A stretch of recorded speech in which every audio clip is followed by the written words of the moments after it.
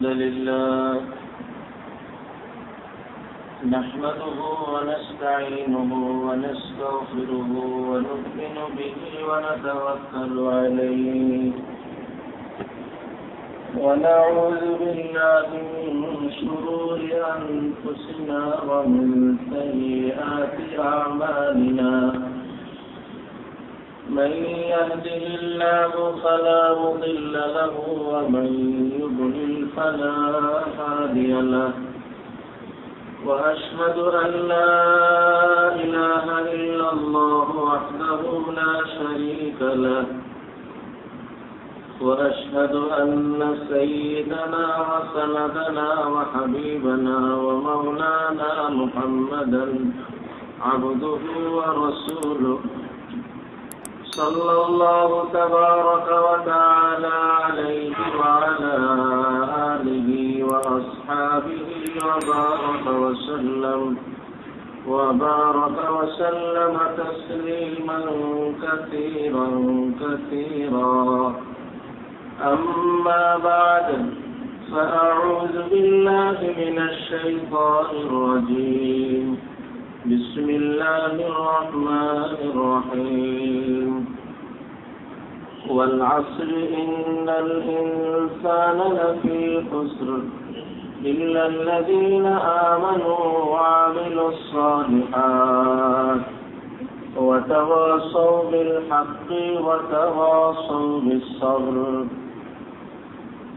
صدق الله مولانا العظيم وصدق رسوله النبي الكريم ونحن على ذلك لمن الشاهدين والشاكرين والحمد لله رب العالمين سبحانك لا علم لنا إلا ما علمتنا فعلمنا ما ينفعنا وانفعنا بما علمتنا فعلمنا ما ينفعنا وانفعنا بما علمتنا فعلمنا ما ينفعنا وانفعنا بما علمتنا وزدنا علما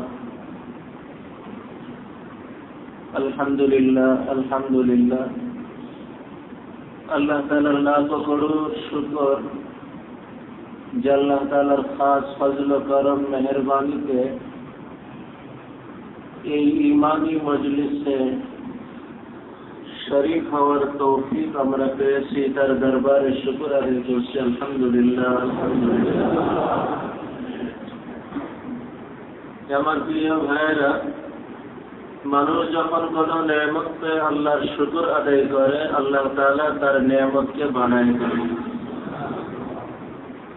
দুনিয়াবি কোন নেয়ামত পেয়ে শুকর আদায় করে আল্লাহ তাআলা তাকে দুনিয়াবি ওই নেয়ামত বাড়ায় দেন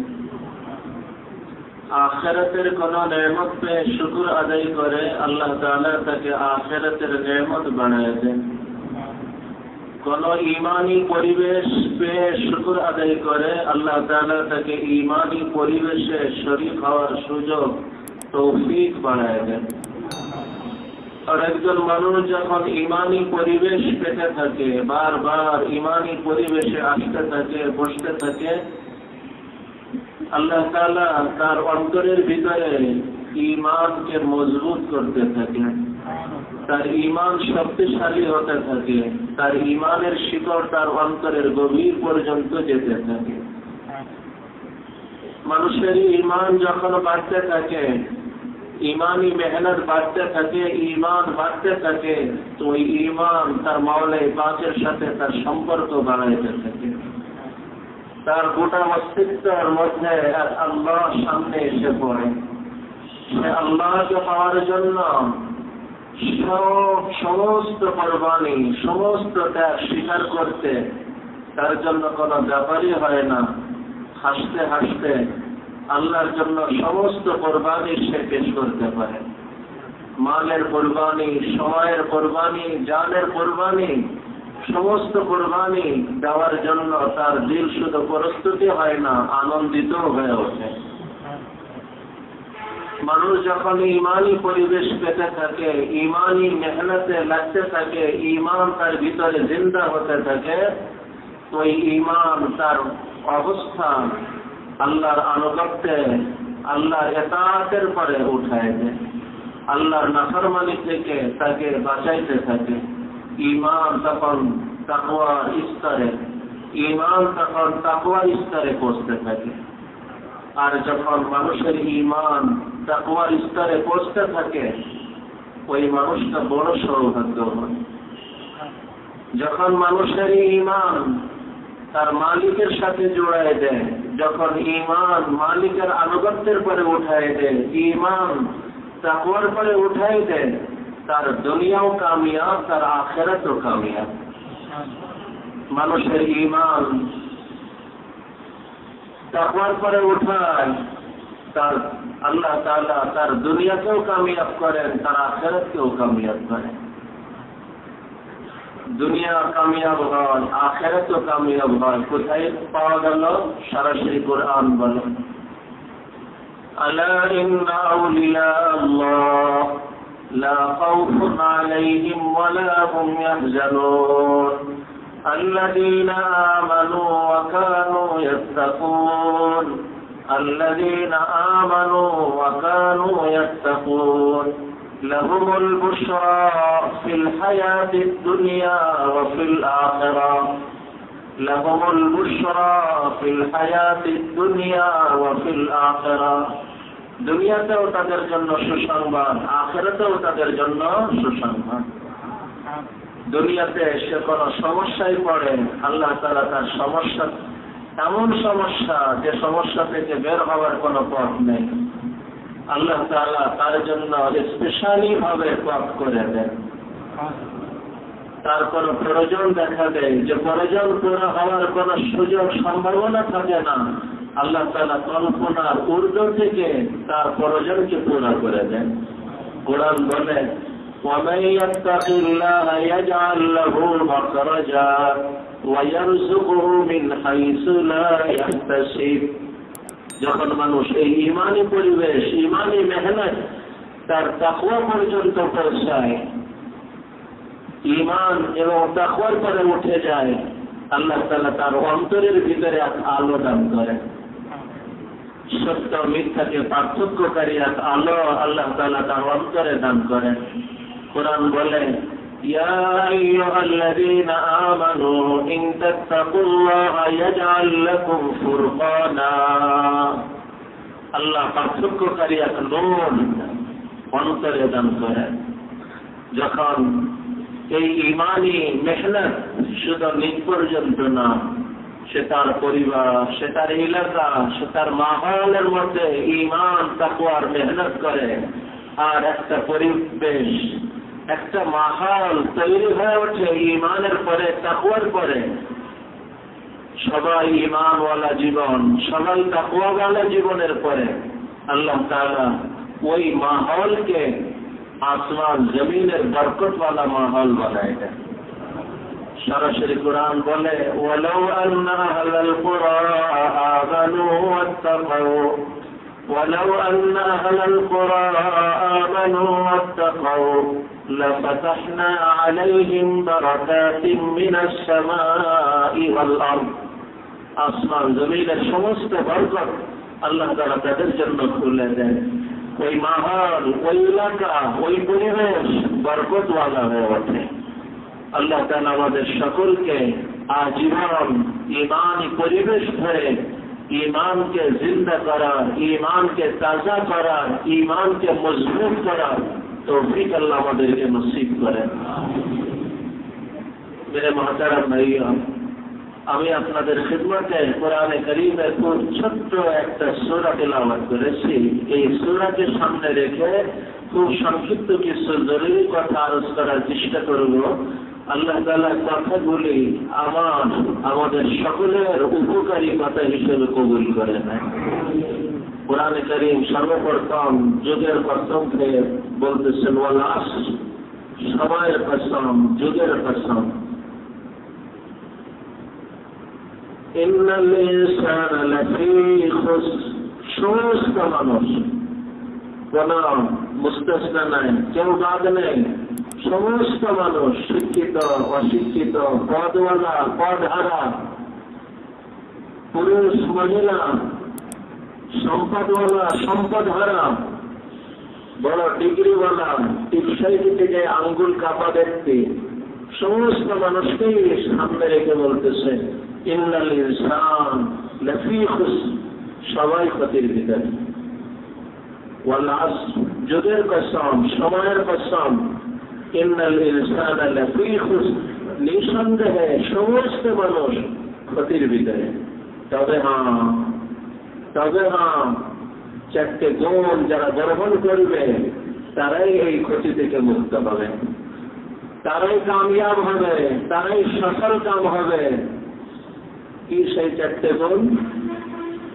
ইল্লাল্লাযীনা আমানু ওয়া আমিলুস সালিহাত ওয়া তাওয়াসাউ বিল হক ওয়া তাওয়াসাউ বিস সবর।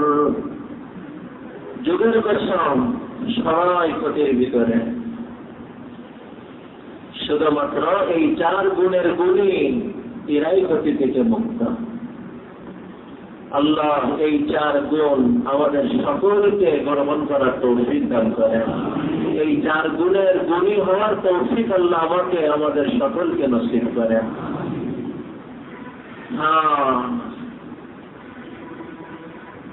যুগের কসম, প্রথম কেন যুগের কসম খাওয়া হলো? মানুষ শপথ করে, কসম খায় কথার দৃঢ়তাকে বোঝানোর জন্য। কিন্তু ভাই, আল্লাহর কথাই তো সব থেকে বড় ওজন রাখে। আল্লাহর কথাকে ওজনদার করার জন্য কোন শপথের প্রয়োজন? এরপরেও আল্লাহ তাআলা শপথ করেন কেন, কসম খান কেন? হযরত মুফতি আজম মুফতি মাহমুদ হাসান গঙ্গোহী রহমতুল্লাহ আলাইহি, উনি এর বড় সুন্দর ব্যাখ্যা পেশ করছেন। বলতেছেন কোরআনে কারিমে যেখানে যেখানে শপথ বাক্য কসম আসছে, ওর উদ্দেশ্য হল সামনের বক্তব্য, সামনে যে বক্তব্য, ওই বক্তব্যে তোমার যদি কোনো প্রশ্ন থাকে তার উত্তর, তার সমাধান ওই শপথ শব্দের ভিতরেই ঢুকানো। সমস্ত মানুষ ক্ষতির ভিতরে। কেউ মনে করে সম্পদ হলে সে কামিয়াব, এ ধারণাও ভুল। কেউ মনে করে সম্পদ না থাকলে কামিয়াব, এটাও ভুল। কেউ মনে করে ডিগ্রিওয়ালা হলে সে কামিয়াব, এটাও ভুল। কেউ মনে করে স্বাভাবিকভাবে চললেই কামিয়াব, এটাও ভুল। সম্পদের সাথে, শিক্ষার সাথে, ডিগ্রির সাথে কোনটার সাথে সফলতার সম্পর্ক না। সন্দেহ লাগে ইতিহাস ও লাস্ট যুগের পরে চোখ ঘোরাও, তোমার সমস্ত প্রশ্নের উত্তর এসে যাবে। তোমার কাছে যদি মনে হয় সম্পদ সফলতার মাপকাঠি, সম্পদ তার কাছে যতটা সে ততটা সফল, তাহলে তোমার এই নীতিকে সামনে রেখে বলতে হবে কারণ হইল এই পৃথিবীর সফল মানুষদের উন্নত হয়েছেন। পারবে বলতে? যদি বলো সম্পদ না হওয়াটা সফলতার মাপকাঠি, তাহলেও হাজারো মুসলিম কাফের তাদের কাছে সম্পদ নাই, তারা সফল। সম্পদ না থাকার সাথে কোন ব্যর্থতার সম্পর্ক যদি হয়, ওই সাহাবায়ে কেরাম না, ওই আম্বিয়ায়ে কেরাম যাদের জীবন দুর্ভিক্ষের মধ্যে, সফর ফাঁকার ভিতরে, এমনকি সমস্ত নবীদের সরদার আকায়ের সাইয়্যিদুল আম্বিয়া ওয়াল মুরসালিন মুহাম্মদ মুস্তাফা সাল্লাল্লাহু আলাইহি ওয়াসাল্লাম, তার জীবনে এমন সময় আসছে মাস পার হয়ে গেছে কিন্তু রান্নার সুযোগ হয় নাই। সবার পেটে একটা পাথর দেখানো হলো, ওনার পেটে দুটো পাথর দেখা গেল। কি বলবেন না কাম? সম্পদ থাকার সাথে সফলতা নেই, না থাকার সাথে ব্যর্থতা নেই। যদি সম্পদ থাকার সাথে সফলতা হতো তাহলে বলতে হবে কারণ এই যুগে, এই পৃথিবীর এই যুগের না, এই পৃথিবীর কামিয়াব সফলতম মানুষদের অন্যতম একজন। যদি সম্পদ না থাকার সাথে সফলতার সম্পর্ক হয়, তাহলে বলতে হবে ব্যর্থতার সম্পর্ক যদি হয় ওই সাহাবায়ে কেরাম, ওই আম্বিয়ায়ে কেরাম যাদের অবস্থা এমন ভাবে কাটছে, ওনারা নাকাম ছিলেন। কেউ চলে, তার সাথে ভিড় লেগে যায়, বড় সফলতা। চলে, তাকে শোনারও কেউ নেই, দেখারও কেউ নেই, তার পিছনে চলারও কেউ নেই, ব্যর্থ। শোনো, যদি ক্ষমতার সাথে সফলতার সম্পর্ক হতো, যে তার ক্ষমতা এই পর্যায়ে পেয়েছে যে ক্ষমতার দাপটে এই শব্দ পর্যন্ত বলে উঠছে আমার রাব্বুকুমুল আলা, ওই ফিরআউনকে সফল বলতে পারবে? কোন ক্ষমতা নাই, তার কথা শোনার কোন লোক নেই। পুরোটা জিন্দগি মেহনতের পরে একজন দুইজন তার মাননেওয়ালা। হাদিস আসছে কিয়ামতে এমনও নবী উঠবেন যে নবীর সাথে একজন দুইজন, এর মানে তাকে মানা, তাকে অনুসরণ করার একজন দুইজন। বলবেন এই মানুষটা বড় না কাম কে? আম্বিয়া কিরাম আলাইহিমুস সালাতু ওয়াস সালাম। পদের সাথে সফলতার সম্পর্ক নেই, পদ না থাকার সাথে ব্যর্থতার সম্পর্ক নেই, সম্পদ থাকার সাথে সফলতার সম্পর্ক নেই, সম্পদ না থাকার সাথে ব্যর্থতার সম্পর্ক নেই। আবার বলবে সম্পদ হলে সে নাকাম, আল্লাহ, পদ হলে নাকাম। হযরত সুলাইমান আলাইহিস সালাতু ওয়াস সালাম, যার রাজত্ব কি ছিল, শুধু মানুষের পরে না, জিন্নাতের পরে, পশু পাখির পরে, পিপিলিকার পরে, বাতাসের পরে যার রাজত্ব। বলবেন এত বড় পদওয়ালা, ক্ষমতাওয়ালা, রাজত্বওয়ালা, সে দুনিয়াদার, সে নাকাম, সে ব্যর্থ। এত দাপটওয়ালা, এত বড় পদওয়ালা, এত বড় তার রাজত্ব যে মানুষের পরেও, জিন্নাতের পরেও, বাতাসের পরেও, পিপিলিকার পরেও নাকাম বলার সুযোগ নেই। হযরত খুলাফায়ে রাশিদিনের মধ্যে হযরত উসমান গনি রাদিয়াল্লাহু তাআলা, আল্লাহ তাআলা তার সম্পদ এত এত দিয়েছেন যে নামের সাথে গনি শব্দ এসে যেত। সম্পদ থাকার সাথে কি নাকামের সম্পর্ক? যদি তাই হয়, হযরত উসমান গনিকে কি বলবে? হে মুসলমান, মনে রেখো, সম্পদ হওয়ার সাথে না হওয়ার সাথে সফলতার সম্পর্ক নেই, ব্যর্থতার সম্পর্ক নেই। পদ হওয়ার সাথে, পদহীন হওয়ার সাথে সফলতার সম্পর্ক নেই, ব্যর্থতার সম্পর্ক নেই। সফলতার সম্পর্ক এই চারটে গুণের সাথে। এই চারটে গুণ থাকবে, তুমি যদি সম্পদওয়ালাও হও, হযরত উসমান গনির সাথে তুমি যদি বড় পদওয়ালা হও, হযরত সুলাইমান আলাইহিস সালাতু ওয়াস সালামের সাথে তুমি যদি সম্পদ হারা হও, হযরত ঈসা আলাইহিস সালাতু ওয়াস সালামের সাথে তুমি যদি পদ হারা হও, ওই সমস্ত আম্বিয়া কেরাম যাদের পুরো জিন্দেগির মেহনতের পরে একজন দুইজন মাননেওয়ালা, ওই সমস্ত আম্বিয়া কেরামের সাথে তুমি। সম্পদ থাকা না থাকা কোনটাই সফলতার মাপকাঠি না, পদ হওয়া না হওয়া কোনটাই সফলতার মাপকাঠি না। সফলতার মাপকাঠি এই চারটি গুণ। ইল্লাল্লাযীনা আমানু ওয়া আমিলুস সালিহাত ওয়া তাওয়াসাউ বিল হাক্কি ওয়া তাওয়াসাউ বিস সাবর। সময় অনেক লম্বা না হলে ইতিহাস থেকে অনেক ঘটনা এর সাথে আপনাদেরকে মিলায় পেশ করা যেত।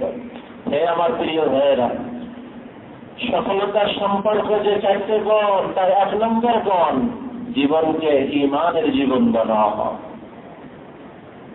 তোমার সম্পর্ক গোটা পৃথিবীর সবার সাথে ভালো, কিন্তু যিনি তোমার খালেক, যিনি তোমার মালিক, যিনি তোমার সবকিছু, তার সাথে তোমার সম্পর্ক ভালো না, তার সাথে তোমার ঈমান নেই, তার সাথে তোমার অন্তরের কোনো সম্পর্ক নেই, বলো এর থেকে বড় ব্যর্থতা আর কি হবে? পৃথিবীর সবার সাথে তুমি ভালো, সবাইকে তুমি শ্রদ্ধা করো, কিন্তু তোমার বাবা মাকে তুমি শ্রদ্ধা করতে পারো না, তোমার থেকে ব্যর্থ আর কি? যিনি তোমার খালিক, যিনি আমার খালিক, যিনি আমার মালিক, জীবন আমাকে দিয়েছেন কে? এই জীবনের সব কিছু পূরণ করেন কে? আমাকে সৃষ্টি করে আমাকে ফেলে দেন নাই। আমার যা যা প্রয়োজন ছিল সব প্রয়োজনের ব্যবস্থা তিনি আমাকে করছেন এবং অব্যাহত করতেছেন। আমার খাবারের প্রয়োজন ব্যবস্থা তিনিই করতেছেন, দেখার প্রয়োজন চোখ দিয়েছেন, বলার প্রয়োজন জবান দিয়েছেন, ধরার প্রয়োজন হাত দিয়েছেন, চলার প্রয়োজন পা দিয়েছেন। বলো কোন প্রয়োজন তিনি পুরো করেন নাই? শুধু তোমার না, গোটা আসমান জমিনের সমস্ত প্রয়োজন পুরা করার মালিক তো তিনি। রব্বুস সামাওয়াতি ওয়াল আরদ, আসমান জমিনের সব কিছুর পালনেওয়ালা তিনি। তিনি সব কিছুর খালিক, তিনি সব কিছুর মালিক, তিনি সব কিছুর রাজিক। তাকে তুমি বলে গেলে, তার সাথে তোমার সম্পর্ক হলো না। আল্লাহকে চেনো, আল্লাহকে জানো, আল্লাহর সাথে সম্পর্ক বাড়াও। তুমি যদি আল্লাহকে জানতে না, তুমি নির্দ্বিধায় বলতে ওই আল্লাহকে পাওয়ার জন্য আমি সব হারাইতে পারি। তুমি নির্দ্বিধায় বলতে যে সব হারাইছে কিন্তু আল্লাহকে পেয়েছে, আল্লাহর কসম সে সব পেয়ে গেছে। তুমি যদি আল্লাহকে চিনতে জানতে, সারা পৃথিবী তোমার থেকে মুখ ঘুরাই নিত। তুমি আল্লাহকে যদি পেতে তো বলতে আমি সব পেয়ে গিয়েছি। আল্লাহকে পাওয়ার, আল্লাহর মহাব্বত, আল্লাহর সম্পর্ক, ঈমানকে বৃদ্ধি করার পথ কি? অনেক পথ সময়ে আমি দুই-একটা আপনাদের খিদমতে আরজ করব। 1 নম্বর, হাফিজ ইবনুল কাইয়্যিম জাওযী রাহমাতুল্লাহ আলাইহি বড় চমৎকার একটা কথা লিখছেন, বাস্তব কথা লিখছেন। মান আরাফা রাব্বাহু বিআসমাইহি ওয়া সিফাতিহি ফাকাদ আহাব্বাহু। যে আল্লাহ আসমায়ে হুসনা, আল্লাহর সিফাত সম্পর্কে যে ফিকির করল, আল্লাহ আসমা, আল্লাহর সিফাত, আল্লাহর গুণাগুণ যে জানল, যে আল্লাহর গুণাগুণকে জানল, আল্লাহকে তিনি দয়ালু, কেমন দয়ালু, তিনি ক্ষমাকারী, কেমন ক্ষমাকারী, তিনি শক্তিধর, কেমন শক্তিধর। এইভাবে আল্লাহ তাআলার প্রতিটি নাম, আসমায়ে হুসনা যেটাকে বলে, সিফাত যেটাকে বলে, এই আসমায়ে হুসনা বা সিফাত আল্লাহ তাআলার গুণকে, যে গুণের কথা এই দাওয়াতের মেহনতে সবসময় বলি হতে থাকে, তো যে আল্লাহ তাআলার আসমায়ে হুসনা, আল্লাহ তাআলার সিফাতে হুসনা, এইগুলোকে বলতে থাকে, শুনতে থাকে, ভাবতে থাকে, তারপর সেটা পরিষ্কার হতে থাকে। এক কথায় সে আল্লাহকে এই পরিমাণ চিনে ওঠে, এই পরিমাণ বুঝে ওঠে যে তার অন্তরে আল্লাহর মহাব্বত এই আশা বাধ্য হয়ে যায়। যখন সে জানে আমার খালিককে, সৃষ্টি করছেন আমাকে কে, শুধু সৃষ্টি করেন নাই, প্রতিটি নিঃশ্বাস আমাদের নতুন একটা জীবন, প্রতিটি নিঃশ্বাস আমার নতুন একটা জীবন। প্রতিটি নিঃশ্বাস একটা জীবন না, প্রতিটি আধা নিঃশ্বাস একটা জীবন। আমার নেওয়া নিঃশ্বাস আমি ফেলতে পারলাম না, থাকবে জীবন। প্রতিটি আধা নিঃশ্বাসে আমাকে যিনি নতুন নতুন জীবন দান করতেছেন তিনি হলেন আল্লাহ। এই সুন্দর চোখ যিনি দিয়েছেন তিনি হলেন আল্লাহ। এই সুন্দর বলার জবান যিনি দিয়েছেন তিনি হলেন আল্লাহ। দয়ার কেমন তার দেওয়া চোখ দিয়ে তার নাফরমানি করতেছি হাজার বার, লাখো, কোটি কোটি বার, তারপরেও আমার দৃষ্টি শক্তি একই রকম রেখে দিয়েছেন। এমন দয়া উনি আমার আল্লাহ। তার দেওয়া জবান দিয়ে হাজারো লাখো বার তার নাফরমানিতে ব্যবহার করতেছি, এরপরেও আমার জবানকে এখনো ভাবানাই দেন নেই, তিনি হলেন আমার আল্লাহ। তার দেওয়া কান দিয়ে সব কথা শুনতেছি, আর ওই কান দিয়ে তার নাফরমানি একের পরে আর হাজার বার লাখো বার করতেছি, এখনো আমাকে বধির বানান নাই, তিনি হলেন আমার দয়ার আল্লাহ। এইভাবে যে আল্লাহ তাআলার প্রতিটি সিফাতকে ভাবতে থাকে, ভাবতে থাকে, ভাবতে থাকে, ভাবতে থাকে, ফাকাত আহাব্বাহু, সে আল্লাহকে ভালোবাসতে শুরু করে। আল্লাহর ভালোবাসা তার অন্তরে এসে যায়। আর যখন কোন মানুষের অন্তরে আল্লাহর ভালোবাসা সব থেকে বড় হয়ে যায়, তার ঈমান তাজা হয়ে যায়, ঈমান মজবুত হয়ে যায়, ঈমান তার শিকড় গেড়ে নেয়। এই কারণেই রাসূলের ওই হাদিসকে স্মরণ করেন। নবী সাল্লাল্লাহু আলাইহি ওয়াসাল্লাম বলতেছেন যে আল্লাহ তাআলার 99 নামকে হেফাজত করল, আহসাহা, আসার অর্থ হলো হেফাজত করল, ফাকাদ দাখালাল জান্নাহ, সে জান্নাতে প্রবেশ করল। যে আল্লাহ তাআলার 99 নামকে হেফাজত করল, হেফাজত করতে হলে প্রথম নাম মুখস্থ করে, নামকে বোঝে এবং ওই নামকে তার অন্তরের মধ্যে ধারণ করে। আল্লাহর আসমায়ে হুসনা, আল্লাহর ওই সিফাতে নামগুলিকে সে মুখস্থ করে, সে বুঝে এবং অন্তরে সংরক্ষণ করে, ফাকাদ আহসাহা, সংরক্ষণ করল। নবীজি বলেন এই মানুষটা এমন মানুষ, ইয়াদখুলুল জান্নাহ না, সে এমন জান্নাতি না, বলতেছে যেমন যেন জান্নাতে ঢুকে যাচ্ছে। ফাকাদ দাখালাল জান্নাহ, অর্থাৎ মৃত্যু হতে দেরি, তার জান্নাতে ঢুকতে আর দেরি নাই। আল্লাহ, তো আল্লাহর সাথে ঈমানি সম্পর্ক বাড়ানোর বড় এক মাধ্যম, বিশেষ করে যারা উলামা তুলাবা আছেন তাদের খিদমতে বিশেষভাবে আমি আরজ করব, আল্লাহ তাআলার আসমায়ে হুসনাকে খুব বেশি বেশি ভাবা, আসমায়ে হুসনাকে বুঝার চেষ্টা করা, আল্লাহ তাআলা প্রত্যেকটি নামকে নিয়ে ভাবতে থাকা এবং আল্লাহকে চিনতে চেষ্টা করা। আল্লাহ রহমান, কেমন রহমান, আল্লাহ রহিম, কেমন রহিম, আল্লাহ গফুর, কেমন গফুর, আল্লাহ রব্বুস সামাওয়াতি ওয়াল আরদ, কেমন রব্বুস সামাওয়াতি ওয়াল আরদ।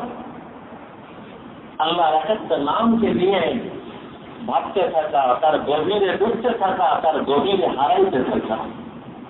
ইন্নাল্লাযীনা আমানু, ঈমানি সম্পর্ক, ঈমানি সম্পর্ক, এই আসমায়ে হুসনা, এর ভিতর দিয়ে তুমি আল্লাহর পরিচয় পাবে।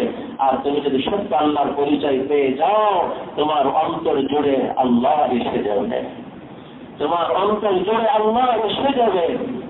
তুমি যদি আসমায়ে হুসনাকে বুঝতে না পারো,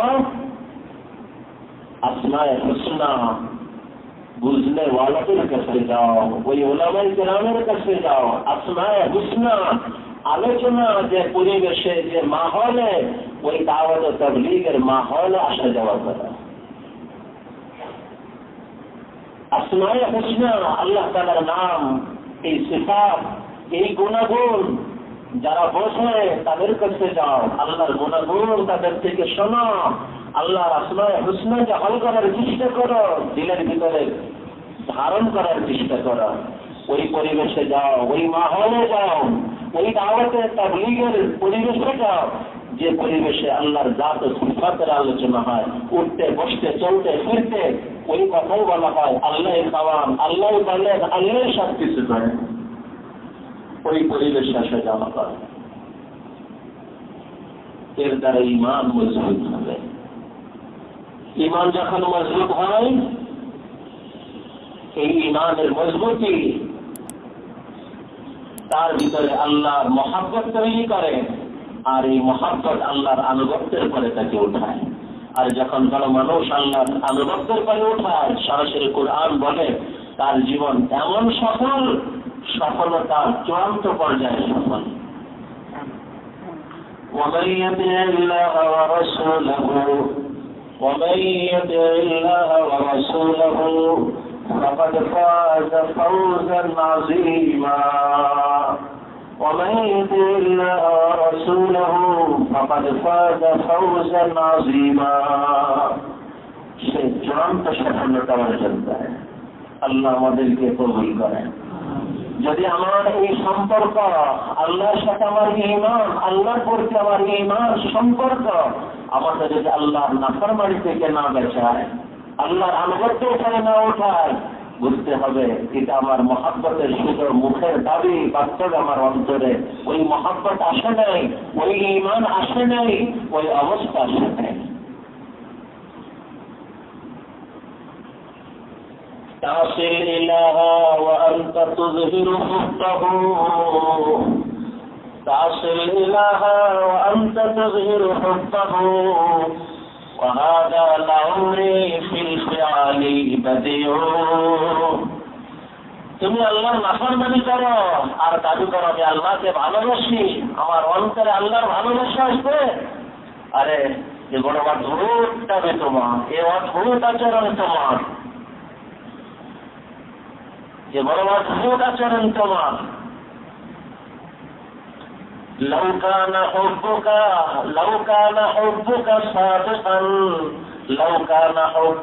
صادقا একটা শব্দ ধ্যান থেকে সরে গেছে। لو كان حبك صادقا যদি তোমার এই মহব্বতের দাবি সত্য হতো তো শোনো, ইন্নাল মুহিব্বা লিমান ইউহিব্বু মুতিউ ইন্নাল মুহিব্বা লিমান ইউহিব্বু মুতিউ যে যাকে ভালোবাসে সে তার অবাধ্য হতে পারে না। আমি যাকে ভালোবাসি সে বলতেছে রাস্তায় চলো আর আমি অন্য রাস্তায় চলবো, এ কেমন মহব্বত? আরে মহব্বত এমন আনুগত্যের পরে উঠায় কোন ব্যাখ্যা তার প্রয়োজন হয় না, কারণ প্রয়োজন হয় না, কেন জিজ্ঞাসা হয় না, বাস প্রিয়জন বলছে আমাকে করতে হবে। ইন্নাল মুহিব্বা লিমান ইউহিব্বু মুতিউ যদি আল্লাহর সাথে আমার ঈমানের সম্পর্ক হয়, ওই ঈমানের সম্পর্ক আমাকে আল্লাহর আনুগত্যের পরে উঠাবে। যদি আমার আনুগত্যের পরে আমি না উঠতে পারি, এটা আমার মাপকাঠি। আমার ভিতরে যে ঈমান সুন্দর আছে এ বোঝার মাপকাঠি যে উপায় কি? উপায় হলো দেখি আমার চোখটা আল্লাহর নাফরমানিতে কতটুকু চলতেছে, দেখি আমার জবানটা আল্লাহর নাফরমানিতে কতটুকু চলতেছে। যদি দেখা যায় আল্লাহর মেহেরবানিতে চোখ নাফরমানি করে না, ভুল জায়গায় চোখ চলে না, কখনো স্লিপ করলে মনে হয় যেন পাহাড় ভেঙে পড়ছে অন্তরে। নবীজি বলেন এটা ঈমানের আলামত। তোমার অন্তরে ঈমান আসে, এর আলামত হলো নাফরমানির পরে যেন মনে হয় তার অন্তরে পাহাড় ভেঙে পড়ছে। আর নাফরমানি করার পরে অবস্থা এমন হয় নাকি একটা মশা পড়ছিল, উড়ে এইভাবে করলো, মাটিতে উড়ে চলে গেল।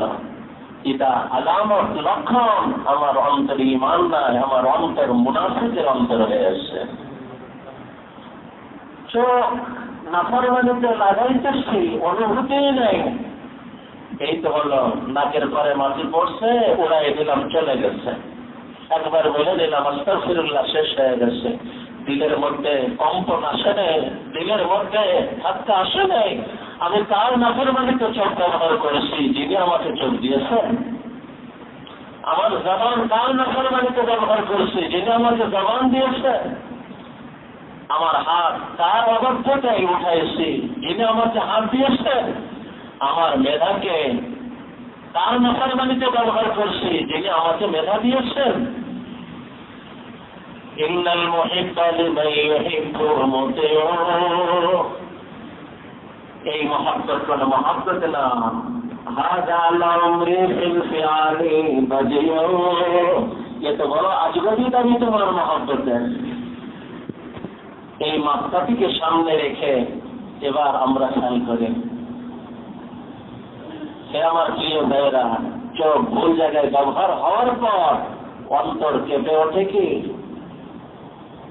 অন্তরে পাহাড় ভাঙ্গার মতন অবস্থা হয় কি? আমার জবান থেকে যখন মিথ্যা উচ্চারিত হয়, আল্লাহর নাফরমানির কোন কথা জবান, হাত, শরীর থেকে প্রকাশ পায়, আমার ভিতরে কি কোনো কম্পন হয়? আমি কি অস্থির হয়ে উঠি? আমার অন্তরের পরে পাহাড় ভাঙ্গার অনুভূতি কি জাগে? যদি না জাগে তাহলে আমি ইমানি মেহনত করতেছি, এটা শুধু আমার মুখের দাবি। আমি এখনো ইমানি মেহনত করতে পারি নাই। আমার মনে পড়ছে অনেক দামি কথা, হে আমার প্রিয় ভাইয়েরা, লিখে রাখার মতন, অন্তরে লিখে রাখার মতন। সৈয়দ আবুল হাসান আলী মিয়া নদভী নাওয়ারাল্লাহু মারকাদাহু বলতেন, যখন কোনো মেহনত একটা লম্বা সময় পার করে, তখন তার যে ক্ষতিগুলো সামনে আসে, তার মধ্যে বড় একটা ক্ষতি হলো লক্ষ্য চোখ থেকে আড়াল হয়ে যায়, পথ লক্ষ্য হয়ে যায়। আজ এর কারণে আমি একজন মানুষ 3 চিল্লা দিয়েছি, প্রতি বছর নেশাবি চিল্লাও ফেরা করতেছি। আমি মনে করতেছি এটাই মনে হয় আমার কর্তব্য। আল্লাহর কসম, দাওয়াতে তাবলীগের এই কাঠামো, এটা লক্ষ্য না, এটা উপলক্ষ্য। মাদ্রাসায় 12 বছর পড়াটা আল্লাহর কসম লক্ষ্য না, উপলক্ষ্য। উলামায়ে কেরামের সাথে সম্পর্ক রাখাটা লক্ষ্য না, উপলক্ষ্য। লক্ষ্য হইল আমার আল্লাহ, লক্ষ্য হইতেছে আমার ঈমান, লক্ষ্য হইতেছে আমার আল্লাহর সাথে আমার সম্পর্ক, লক্ষ্য হইতেছে আল্লাহর আনুগত্যের করে জীবনকে ওঠানো। আজ আমরা অনেকেই মনে তার সত্যি বর্জন করছি, কিন্তু তার যে কারণে বর্জন করছি সেই কারণগুলি এখনো আমরা পুষে রাখছি। যদি আমার বেরেন এই কথা থাকে, এই 5 কাজ উদ্দেশ্য, নিসাবি চিল্লার উদ্দেশ্য, বের হওয়ার উদ্দেশ্য, হযরত বড় ইলিয়াস শাহ রহমাতুল্লাহ আলাইহির মেহনতকে আমি কিছুই বলতে নাই।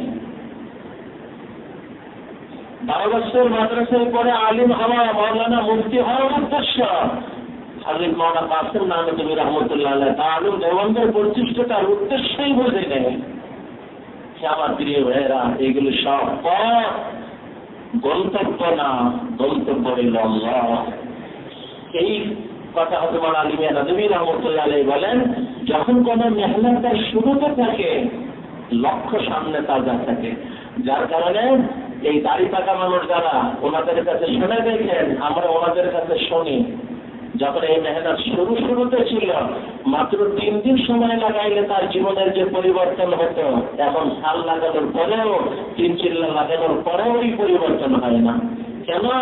তখন সময় লাগানোর মধ্যে উদ্দেশ্য হতো, আমি বাড়ি থেকে বের হয়েছি, টাকা খরচ করতেছি, সব কিছু করতেছি তো আমার মালিককে চেনার জন্য, আমার আল্লাহকে পাওয়ার জন্য, দ্বীনের জন্য জান মাল সব কিছুর কুরবানি পেশ করার জন্য। जिंदा कुनी आकायत मुर्दा कुनी हिदायत, जिंदा कुनी आकायत मुर्दा कुनी हिदायत, दिलशुदा मुबतलायत हर्ज कुनी रजायत। এই উদ্দেশ্য নিয়েই 3 দিনে বের হওয়া হতো, যার কারণে 3 দিনের পরেই দেখা যেত মাশাআল্লাহ সে সুন্নাতের পরে উঠে গেছে। 3 দিনের পরেই দেখা যেত সে হারাম চাকরি বর্জন করার নিয়ত করে ফেলছে। 3 দিন সময় লাগানোর পরেই দেখা যেত তার বাড়িতে পর্দার পরিবেশ আনার জন্য ফিকির শুরু করে দিচ্ছে। কিন্তু আজ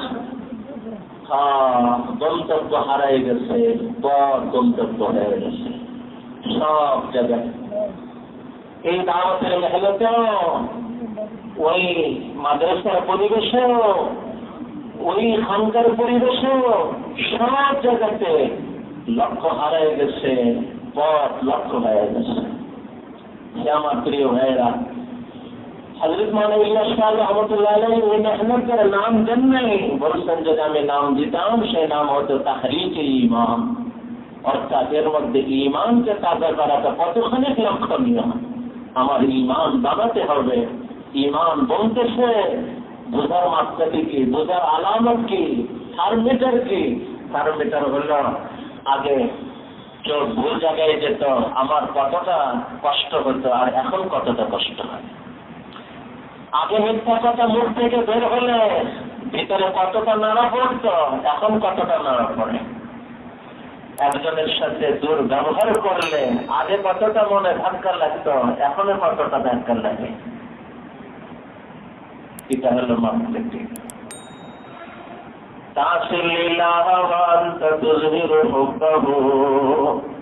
একদিকে নাফরমানিও করতেছ, আর একদিকে তোমার ঈমান, তোমার সম্পর্ক, তোমার আল্লাহ তুমি মুখে উচ্চারণ করতেছ।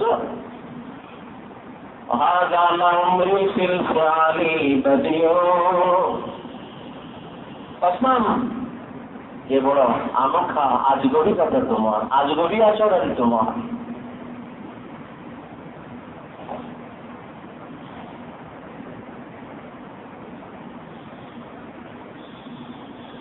যদি তোমার ভালোবাসার দাবিতে তুমি সত্যবাদী হতে, তো শোনো, ইন্নাল মুহিব্বা লিমান ইউহিব্বু মুতিউ, যে ভালোবাসে, যাকে ভালোবাসে তার জন্য তো জীবন দেওয়ার জন্য তৈরি হয়ে যায়। আজ দুনিয়ার এই আরজি মাজাজি ফানি ভালোবাসাই কেউ করে, তার জন্য জীবনও দিয়েছে, রক্ত ছড়ায়, তার নাম লেখে, এর মধ্যে আনন্দ পায়। আরে যিনি আমার খালিক, যিনি আমার মালিক, যিনি আমার সব কিছু, তার জন্য আমি সময় নিজের প্রয়োজনকে দাবায় সুযোগে বের হব না, নিজের প্রয়োজনকে দাবায় আল্লাহর ডাকে আমি বের হতে কতটুকু পরিষ্কার। নিজের প্রয়োজনের টাকাকে আল্লাহর জন্য বের করার মানসিকতা আমার কতটুকু। একবার হাদিসে আসছে, একবার নবীজি সাল্লাল্লাহু আলাইহি ওয়াসাল্লামকে জিজ্ঞাসা করা হলো, ইয়া রাসূলুল্লাহ, উত্তম সাদকা কোনটা? উত্তম সাদকা কোনটা? নবীজি বললেন, উত্তম সাদকা হইল তুমি দান করবে যখন তুমি সুস্থ সবল, এবং দান করলে তুমি দারিদ্রতার ভয় করো।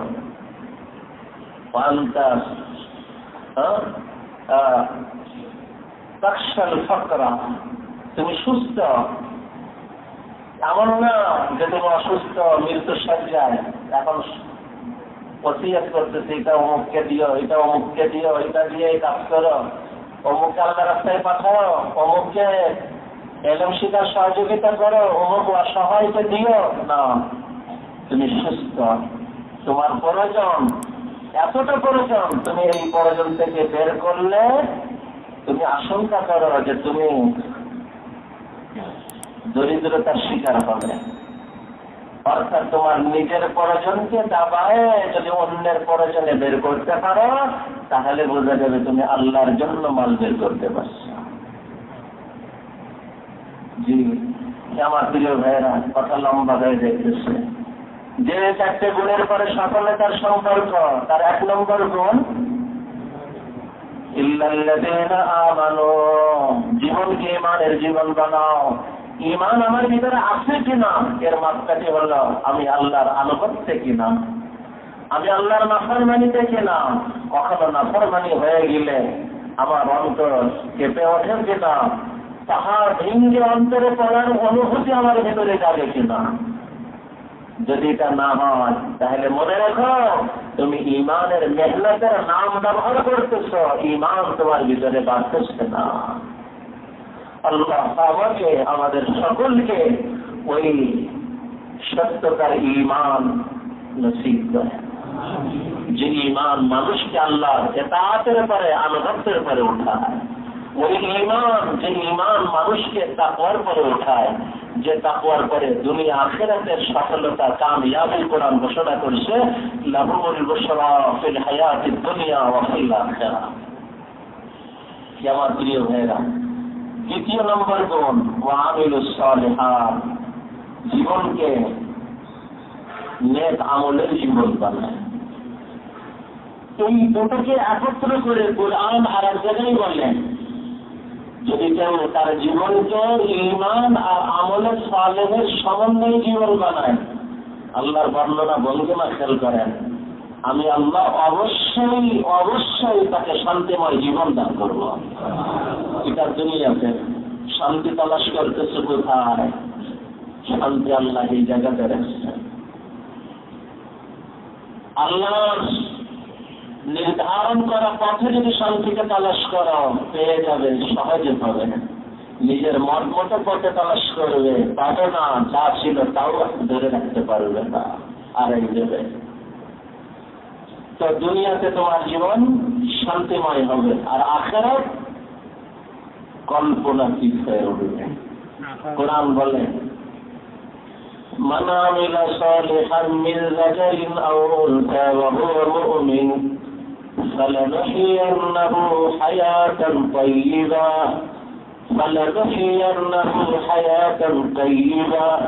وَلَنَجْزِيَنَّهُمْ أَجْرَهُمْ بِأَحْسَنِ مَا كَانُوا يَعْمَلُونَ। যারা আমল সালেহের জীবন বানাবে ঈমানের সাথে, ওই দুটো কথা, ঈমানওয়ালা জীবন, আমল সালেহওয়ালা জীবন। فَلَنُحْيِيَنَّهُ حَيَاةً طَيِّبَةً, আমি আল্লাহ তাদেরকে অবশ্যই অবশ্যই শান্তিময় জীবন দান করব। وَلَنَجْزِيَنَّهُمْ أَجْرَهُمْ بِأَحْسَنِ مَا كَانُوا يَعْمَلُونَ। তারা যে কাজ করে আসছে না, তার উত্তম প্রতিদান, না না সর্বোত্তম প্রতিদান আমি আল্লাহ অবশ্যই অবশ্যই দান করব। সেই সর্বোত্তম প্রতিদান কেমন?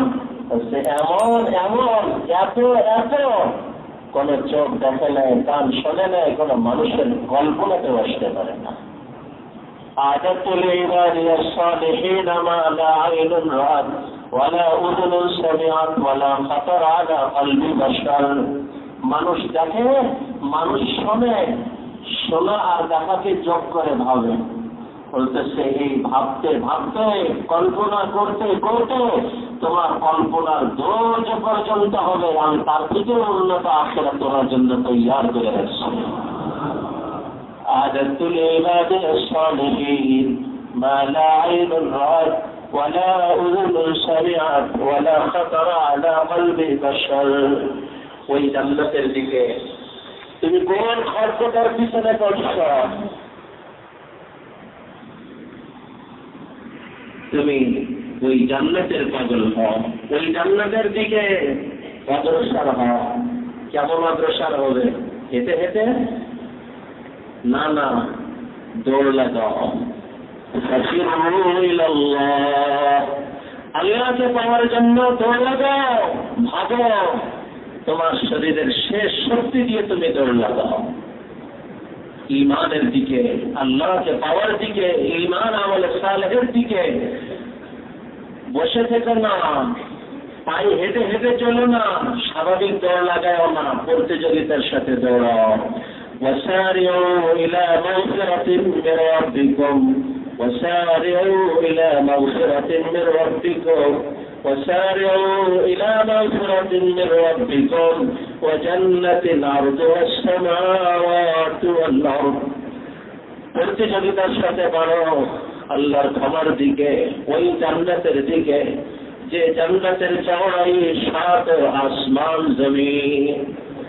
সেই জান্নাতের দিকে তুমি পায়ে হেঁটে চলো না, শুধু দৌড় লাগাও না, প্রতিযোগিতার সাথে দৌড় লাগাও। আজ তুমি কোথায় প্রতিযোগিতা করতেছ? খড়কুটার পিছনে। আল্লাহুম্মা লা আইশা ইল্লা আইশুল আখিরাহ। আরে জীবন তো আখিরাতের জীবন। নবী দোয়া করতেছেন, আল্লাহুম্মা লা তাজআলিদ দুনিয়া আকবার হাম্মিনা ওয়া লা মাবলাগা ইলমিনা ওয়া লা গায়াতা রাগবাতিনা। আল্লাহ, এই দুনিয়ায় যেন আমার আশা আকাঙ্ক্ষা চাওয়া পাওয়া না হয়ে যায়।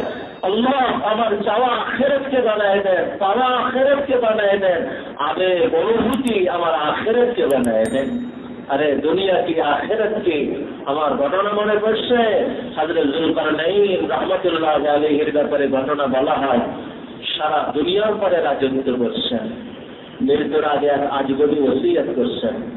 বলতেছেন, আমি যখন মারা যাব, কাফন পরায় 2 হাত কাফন থেকে বের করে পুরা শহর ঘুরাই এলো। আজীব আজীবনী ওসিয়ত। পুরা করা হলো। আসলে ভাই আমার, উনি আজগবি ওসিয়ত করে কি বুঝাইতে চেয়েছেন? উনি আমাদেরকে কথা বুঝাইতে চান, হে মানুষেরা লক্ষ্য করো আমার দিকে, তাকাও আমার দিকে, জানো কি আমি একটা ওয়ার্ডের কমিশনার নাম, একটা ইউনিয়নের চেয়ারম্যান নাম, একটা থানার এমপি নাম, একটা দেশের মন্ত্রী, প্রধানমন্ত্রী, রাষ্ট্রপতি নাম, যার রাজত্ব গোটা দুনিয়ার করেছিল, আজ দেখো এই যে দেখো খালি হাতে যাইতেছে।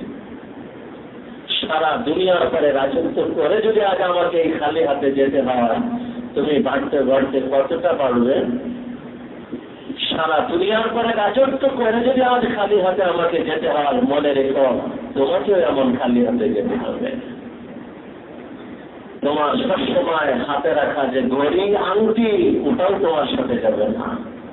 অতএব ইয়া সাহিবি লা তাগতারির বিতানাউমি, ইয়া সাহিবি লা তাগতারির বিতানাউমি, ফাইনাল উমরা ইয়ানফাদু ওয়ান নাইমু ইয়াজুলু। হে আমার বন্ধু, এই দুনিয়ার রং তামাশার মধ্যে তুমি ধোঁকা খেও না। ইন্নাল উমরা ইয়ানফাদু ওয়ান নাইমু ইয়াজুলু। মনে রেখো এই জীবন শেষ হয়ে যাবে, এই জীবন শেষ হয়ে যাবে। যার পিছনে তুমি পড়ছো ও থেকে যাবে। তুমি সম্পদের পিছনে খালি হাতে তুমি চলে যাবে, সম্পদ তার জায়গায় পড়ে থাকবে। পদের পিছনে পড়ছো, খালি হাতে তুমি চলে যাবে, পদ আর একজনের কাছে চলে যাবে। ইন্নাল উমরা ইয়ানফাদু ওয়ান নাইমু ইয়াজুলু। তুমি সাথে সম্পদের এক কণাও নিতে পারবে না, তোমার পদের সামান্যতম কিছু নিতে পারবে না। যেমন আসছিলে খালি হাতে, তেমন খালি হাতে চলে যাবে। ইয়া সাহিবি লা তাগতারির বিতানাউমি, ইন্নাল উমরা ইয়ানফাদু ওয়ান নাইমু ইয়াজুলু। অতএব দুনিয়া যেন তোমাকে ধোঁকা না দেয়। ওয়া আমিলুস সালিহাত, আরামের বিছানার পোকায় পড়ো না, ঠান্ডার মধ্যে উঠে পড়ো। তাতে জাফাতুহুম আনিল মাদাজি ইয়াদউনা রাব্বাহুম খাওফাও ওয়া তামাআ ওয়া মিম্মা রাযাকনাহুম ইউনফিকুন। ফালা তা'লামু নাফসুম মা উখফিয়া লাহুম মিন কুররাতি আয়ুন জাযাআম বিমা কানু ইয়ামালুন। একটু কষ্ট করে কবরে যাও, এরপরে দেখো তোমার জন্য কি অপেক্ষায় আছে। আরামের বিছানার কোরবানি করো, আরামের খাবারকে কোরবানি করো, তোমার কষ্ট অর্জন করা সম্পদকে আল্লাহর রাস্তায় কোরবানি করো। ওয়াতাওয়াসাউ বিল হাক্কি ওয়াতাওয়াসাউ বিস সাবর। কোরবানি করো, আরামের বিছানাকে কোরবানি করো আল্লাহকে পাওয়ার জন্য, আরামের সম্পদকে বিসর্জন দাও আল্লাহকে পাওয়ার জন্য। একটু কোরবানি দিয়ে যাও, এরপরে দেখো তোমার জন্য কি অপেক্ষা করতেছে। জীবনকে ঈমানের জীবন বানাও, আমলে সালেহের জীবন বানাও। আমলে সালেহ কি? এক নম্বর আমলে সালেহ হলো ইবাদত, যা সর্বপ্রথম হইল নামাজ। নামাজকে সুন্দর করো, নামাজকে জিন্দাওয়ালা নামাজ বানাও, জানদার নামাজ বানাও।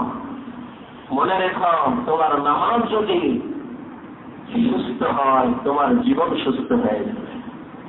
তোমার নামাজ যদি দুর্নীতি মুক্ত হয়, তোমার জীবন দুর্নীতি মুক্ত হবে। তোমার নামাজ যদি অন্যায় মুক্ত হয়, তোমার জীবন অন্যায় মুক্ত হয়ে যাবে। ইন্নাস সালাতা তানহা আনিল ফাহশাই ওয়াল মুনকার। আজ আমার নামাজ নেই, নামাজের জান নেই, শক্তি নেই, নামাজের মধ্যে অন্তর হাজির নেই, নামাজের ভিতরেও ত্রুটি। নামাজ যদি ত্রুটি মুক্ত বানাইতে পারো, মনে রেখো তোমার জীবন ত্রুটি মুক্ত হয়ে যাবে। শোনো শোনো, নামাজকে নবীওয়ালা নামাজ বানাও। শোনো শোনো, নামাজকে নবীওয়ালা নামাজ বানাও, ইনশাআল্লাহ তোমার জীবন নবীওয়ালা জীবন হয়ে যাবে। তুমি কামিয়াব হয়ে যাবে। قد أفلح المؤمنون الذين هم في صلاتهم خاشعون। খুশিওয়ালা নামাজ পড়ো, নামাজকে ত্রুটিমুক্ত করো, জীবন ত্রুটিমুক্ত হয়ে যাবে। নামাজকে নবীওয়ালা নামাজ বানাও, জীবন নবীওয়ালা জীবন হয়ে যাবে। আমলে সালেহ কি? কামাইকে মুআমালা, তোমার কামাইকে হালাল করো, হারাম থেকে বাঁচাও। শুধু হারাম থেকে বাঁচাইলে হবে না, সন্তোষপূর্ণ জিনিস থেকেও বাঁচাও। লাখো লাখো হাদিসের খুলাসা চারটে হাদিস বলা হয়। সেই চারটে হাদিসের একটা হাদিস হলো আল হালালু বাইয়িনুন ওয়াল হারামু বাইয়িনুন ওয়া বাইনাহুমা মুশতাবিহা লা ইয়ালামুহুন্না কাসীরুম মিনান নাস আহিয়া মিনাল হালাল আম মিনাল হারাম। কিছু হালাল আছে, যা হালাল হওয়া পরিষ্কার, গ্রহণ করতে কোনো দ্বিধা নেই। গ্রহণ করো, হালাল গ্রহণ করো, আল্লাহর নিয়ামত। আল্লাহ আপনি যা আমাকে দিবেন ওটা আমি নেওয়ার জন্য পাগল। কোটিপতি আপনি, তো কি হয়েছে? আল্লাহ যদি আরো দেন, আমি টাকার মোহ রাখি না, কিন্তু আল্লাহ আপনার হাত থেকে যখন দেখি আমি তার নেওয়ার জন্য পাগল হয়ে যাই। এক নবীর ঘটনা এমন বলা হয়, আল্লাহ তাআলা বড় রাজত্ব দিচ্ছেন, সম্ভবত হযরত দাউদ আলাইহিস সালামের ঘটনা। বড় রাজত্ব দিচ্ছেন, বড় সম্পদ দিচ্ছেন, গোসল করতেছেন, আল্লাহর পরীক্ষা, স্বর্ণের ফড়িং উড়ে উড়ে সামনে এসে পড়তেছে, আর ওটা ধরে ধরে রাখতেছেন। আল্লাহর পক্ষ থেকে আওয়াজ আসলো, আরে দাউদ, তোমাকে কি আমি কম দিয়েছি যে তুমি এটাও ধরে ধরে রাখতেছ? বলতেছেন, আল্লাহ আপনি যেটাই দেন সেটার থেকে আমি কিভাবে মুখ ফেরাই। এখান থেকে ওই শব্দ, আল্লাহ যদি আমাকে কিছু দেন, রব্বি ইন্নী লিমা আনজালতা ইলাইয়া মিন খাইরিন ফাকির। আল্লাহ আপনি আমাকে কিছু দিলেন, আমি নেওয়ার জন্য পাগল। কারণ আচ্ছা, আর যদি আল্লাহ আপনি আমার কাছে কিছু চান, আমি দেওয়ার জন্য পাগল। আল্লাহ আপনি যদি আমাকে কিছু দেন, আমি নেওয়ার জন্য পাগল। আর যদি কিছু দেন, নেওয়ার জন্য পাগল। কিছু নেন তো দেওয়ার জন্য পাগল। কারণ কি? কারণ আমার চোখ ওই জিনিসের পরে না যে আমার কাছে আছে কিনা, প্রয়োজন কিনা, কেমন। আমার নজর তো এই হাতের পরে, যে হাত থেকে আসতেছে, যে হাত চাইতেছে। আমার নজর ওই হাতের পরে, যে হাত থেকে আসতেছে আর যে হাত চাইতেছে। যখন ওই হাত আমার সামনে এসে যায়, ওই হাতের পরে আমার সম্পদ কেন, আমার জীবন দেওয়ার জন্য আমি পাগল হয়ে যাই। এই হাতের কাছে সম্পদের শতকরা 2.5% কেন, 2.5% কেন, 2.5% কেন, পুরো সম্পদ দেওয়ার জন্য পাগল হয়ে যায়। যখন ওই হাত আমার কিছু দেয়, আমি নেওয়ার জন্য পাগল হয়ে যাই। যখন ওই হাত আমার কিছু চাই, আমি দেওয়ার জন্য পাগল হয়ে যাই। হে আমার প্রিয় ভাইরা, আমলে সালেহ কি? আমলে সালেহ হইতেছে 1 নম্বর ইবাদত। ইমানের পর্দা আলোচনা হলো, এরপরে মুআমালা, লেনদেনকে হালাল করতে হবে। আমার ইমানের মেহনত আছে, নামাজে আমার কপালে দাগ লেগে গেছে, আমার সব কিছু আছে, আমার লেনদেন যদি হালাল না হয়, আমার জীবন কবুল হবে না।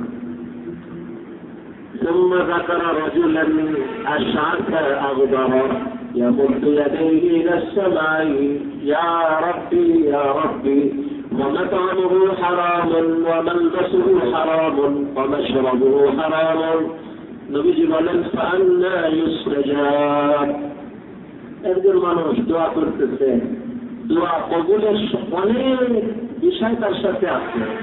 সে কাফির, জীর্ণ শীর্ণ অবস্থা, পরিশান হাল অবস্থা, দিল থেকে আল্লাহকে ডাকতেছে, এই সব অবস্থা দোয়া কবুলে।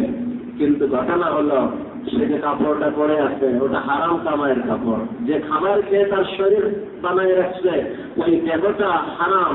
তার শরীরে যে রক্ত চলতেছে ওটা হারাম। নবীজি বলেন কেমনে কবুল হবে তার? বুঝলাম তো কবুল হওয়ার অনেক দিক তার ভিতরে আসছে, কিন্তু যখন তার কামাই হারাম, তার চাকরি হারাম, তার ব্যবসা হারাম, তার আয় হারাম, فأنى يستجاب। আরে মুসলমান তো শুধু হারাম থেকে বাঁচে না, ওয়াবাইনাহুমা মুশতাবিহাত, হালাল হারামের মাঝখানে কিছু জিনিস আছে, সন্দেহ লাগে দেখে হালাল না হারাম, কেউ বলে এটা হালাল, কেউ বলে এটা হারাম, বুঝে আসতেছে না। মুসলমান, তোমার তাকওয়া হলো, তোমার ঈমান হলো, তোমার আমলে সালেহ হলো, তুমি এখানেও সাবধান হয়ে যাও, সাবধানতার সাথে চলো। এটা হইতেছে লাখো হাদিসের খুলাসা। এই হাদিসের মূল অংশটা এটা। এই হাদিস দ্বারা নবী সাল্লাল্লাহু আলাইহি ওয়াসাল্লাম ঈমানওয়ালা মানুষের মেজাজ তৈরি করতে চেয়েছেন। তার মেজাজ কেমন হবে? হারাম হলে বাঁচবে শুধু না, সন্দেহপূর্ণ জিনিস থেকেও বাঁচবে। আমার ঘটনা মনে পড়তেছে, তো অনেক উঁচা স্তরে আমরা পারি না, শুনি এই আগ্রহে, বলি এই আগ্রহে, যদি কিছুটা আল্লাহ তৌফিক দেন। হযরত মাওলানা মুজাফফর আলী রহমতুল্লাহ আলাইহি, মুজাফফর হাসান রহমতুল্লাহ আলাইহির ঘটনা ফাজাইল আমালের লেখক শেখুল হাদিস মাওলানা জাকারিয়া রহমতুল্লাহ আলাইহি লিখছেন। আজীব ঘটনা। উনি ছাত্র, তালিবে ইলম। ওনার এক সাথী ছিল নবাব কুতুবউদ্দিন, নবাব পরিবারের সন্তান, কিন্তু যে কোনো অবস্থায় নবাব দিক চলে গেছে, ঋণগ্রস্ত হয়ে গেছে, কিন্তু নবাব পরিবারের যে মানসিকতা সেটা তো ভিতরে আছে। এই সাথী ভাই উস্তাদ এবং তার সাথে 2-5 জনকে বাড়িতে দাওয়াত দিয়েছে। উস্তাদ দাওয়াত কবুল করছে, সাথীরা দাওয়াত কবুল করছে। সাথী মুজাফফর হোসেন রহমতুল্লাহ আলাইহিকে যখন দাওয়াত দিয়েছেন, বলতেছেন, বন্ধু তোমার দাওয়াতে আমি হাজির হতে পারবো না। উনি খুব এহতিয়াতের সাথে চলা মানসিকতার মানুষ ছিলেন। উনি খুব দেখা লিখছেন, উস্তাদের কাছে বলছেন, হযরত আপনি দাওয়াত কবুল করছেন, এরপরেও মুজাফফর ভাই দাওয়াত কবুল করে না। অনেক বেশি সাবধানতা। উস্তাদ ডাকছেন, ডেকে বলতেছেন, আরে মুজাফফর, তোমার সাথে কুতুবউদ্দিনের আয় কামায়ে কি তোমার সন্দেহ আছে যে তার দাওয়াত কবুল করতেছে না? আল্লাহু আকবার, কি উত্তর দিচ্ছেন, দিলের মধ্যে খোদাই করে নেন। বলতেছেন, হযরত কখনো আমি এই আশঙ্কা করি নাই যে ওনার কামাই হারাম। তারপর আমি কেন গ্রহণ করি নাই? তার কারণ হলো আমি জানি উনি অনেক ঋণগ্রস্ত। দ্বিতীয়, এটাও আমি জানি উনি নবাব পরিবারের হওয়ার কারণে আজকে যখন তার উস্তাদ সাথীদেরকে বাড়িতে নিয়ে যাবে, তো অনেক পুরতাকাল্লুফ আয়োজন করবে, অনেক খরচ করবে। আমার কাছে লাগতেছে সে যে ঋণগ্রস্ত, আমাদেরকে অনেক টাকা খরচ করে যে টাকাটা এখানে ব্যয় করবে, ওই টাকা দিয়ে সে ঋণ পরিশোধ করলে এটা তার বেশি উপকার হতো। আর ঋণ পরিশোধ না করে আমাদেরকে পিছনে যেটা ব্যয় করলো, আমরা কারণ হলাম একজন পাওনাদারের পাওনাকে বিলম্ব করাই দেওয়ার। একজন পাওনাদারের পাওনাকে বিলম্ব করাই দেওয়ার কারণ হলাম আমার এটা মনের মধ্যে ধাক্কা লাগছে যে অহেতুক কারণে আমি একজন পাওনাদারের পাওনা বিলম্বের কারণ যেন না হয়ে যায়। এতটুকু মনের মধ্যে আসছে, আর দাওয়াতকে প্রত্যাখ্যান করছে। হে আমার প্রিয় ভাইরা, সাবধানতার জীবন গ্রহণ করতে হবে। যে যত সাবধানতার জীবন গ্রহণ করবে সে তত কামিয়াব। 4 গুণের পরে কামিয়াবি। তার দ্বিতীয় গুণ হলো আমলে সালেহ। আমলে সালেহ হলো ইবাদত। ইবাদতকে সুন্নতের পরে উঠাইতে হবে। যা সর্বপ্রথম হইতেছে নামাজ। নামাজকে নবীওয়ালা নামাজ বানান, জীবন নবীওয়ালা হয়ে উঠবে ইনশাআল্লাহ। দ্বিতীয় হলো মুআমালা। হারাম থেকে শুধু বাঁচলে হবে না, হারাম থেকে তো বাঁচতেই হবে। এ তো পুরো উম্মত বাঁচবে, কিন্তু যারা ইমানের মেহনতে, যারা আল্লাহ বিশেষ মানুষ হওয়ার জন্য সময় লাগায়, সৎগুজারিতে আসে, নেশাবি কিল্লা পুরা করে, তারা কি শুধু জাওয়াজের পরে বৈধতার পরে চলবে, না তারা উত্তমের পরে চলবে? তারা তো উত্তমের পরে চলবে। তারা তো শেষ সফলতায় পৌঁছার চেষ্টা করবে। শেষ সফলতা হইল তুমি শুধু হারাম থেকে বাঁচার চিন্তা করো না, বরং সন্দেহ জাগে এমন জিনিস থেকেও বেঁচে থাকো। আমলে সালেহ কি 3 নম্বর মুআশারাত। তোমার মুআশারাত কি ইসলামী বানাও, তোমার দাম্পত্য জীবন কি ইসলামী বানাও, বিবাহ শাদী কি ইসলামী বানাও, তোমার আচরণ কি ইসলামী বানাও, আখলাকি বানাও। তুমি মাটি হয়ে যাও, তুমি নরম হয়ে যাও। মনে রেখো, যার ভিতরে নরমি আসছে তার মধ্যে সমস্ত কল্যাণ এসে গেছে। সব কল্যাণ এসে গেছে মানে যার মধ্যে নরমি আসছে কল্যাণের দরওয়াজা তার জন্য খুলে গেছে। যার থেকে নরমি উঠে গেছে কল্যাণের দরওয়াজা তার জন্য বন্ধ হয়ে গেছে। আখলাকি হও, বিনয়ী হও। মনে রেখো, তুমি যত বিনয়ী হবে, মনে রেখো তুমি যত বিনয়ী হবে আল্লাহ তাআলা তোমাকে তত মর্যাদা দান করবেন। এর ভাই কলম দাদা দিকে আল্লাহ তাআলা তোমাকে তত মর্যাদা পূর্ণ করবেন। নিজেকে ছোট ভাবো, তোমার আচরণকে মার্জিত করো, নরম করো, কোমল করো, মাটি হয়ে যাও।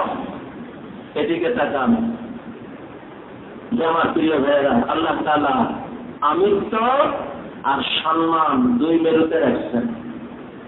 মনে করেন সম্মান এখানে আর আমিত্ব এখানে। সম্মান আর আমিত্বকে আল্লাহ তাআলা 2 মেরুতে রাখছেন। যে নিজেকে বড় ভাবে, আমি কিছু, আল্লাহ তার সম্মানকে তত নিচে করেন। যে নিজেকে বড় ভাবতে ভাবতে আকাশ মনে করে আল্লাহ তাআলা তাকে পাতালে ডুবাই দেন। আর যে নিজেকে ছোট ভাবে, বিনয়ী হয়, নরম হয়, ছোট হয়, নিজেকে ছোট ভাবে, যতটা ছোট ভাবে আল্লাহ তাকে ততটা বড় করে।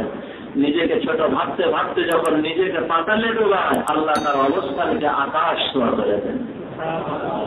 এ কথা আমার না, বুখারীর মধ্যে আসছে, নবীজি সাল্লাল্লাহু আলাইহি ওয়াসাল্লাম ফরমান, মান তাওয়াযা লিল্লাহি রাফাহুল্লাহ ফাহুয়া ফি আইনিহি সাগীর ওয়া ফি আইনিন নাসি কাবীর ওয়া মান তাকাব্বারা ফাহুয়া ফি আইনিহি কাবীর ওয়া ফি আইনিন নাসি সাগীর হাত্তা নাহুয়া আলাইহিম মিন কালবিন আও খিনজির।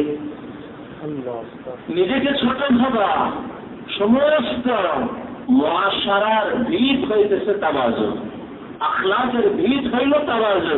যে নিজেকে ছোট ভাবতে পারে, বিনয়ী হতে পারে, মাটি বানাইতে পারে, কাদা বানাইতে পারে, এই মানুষের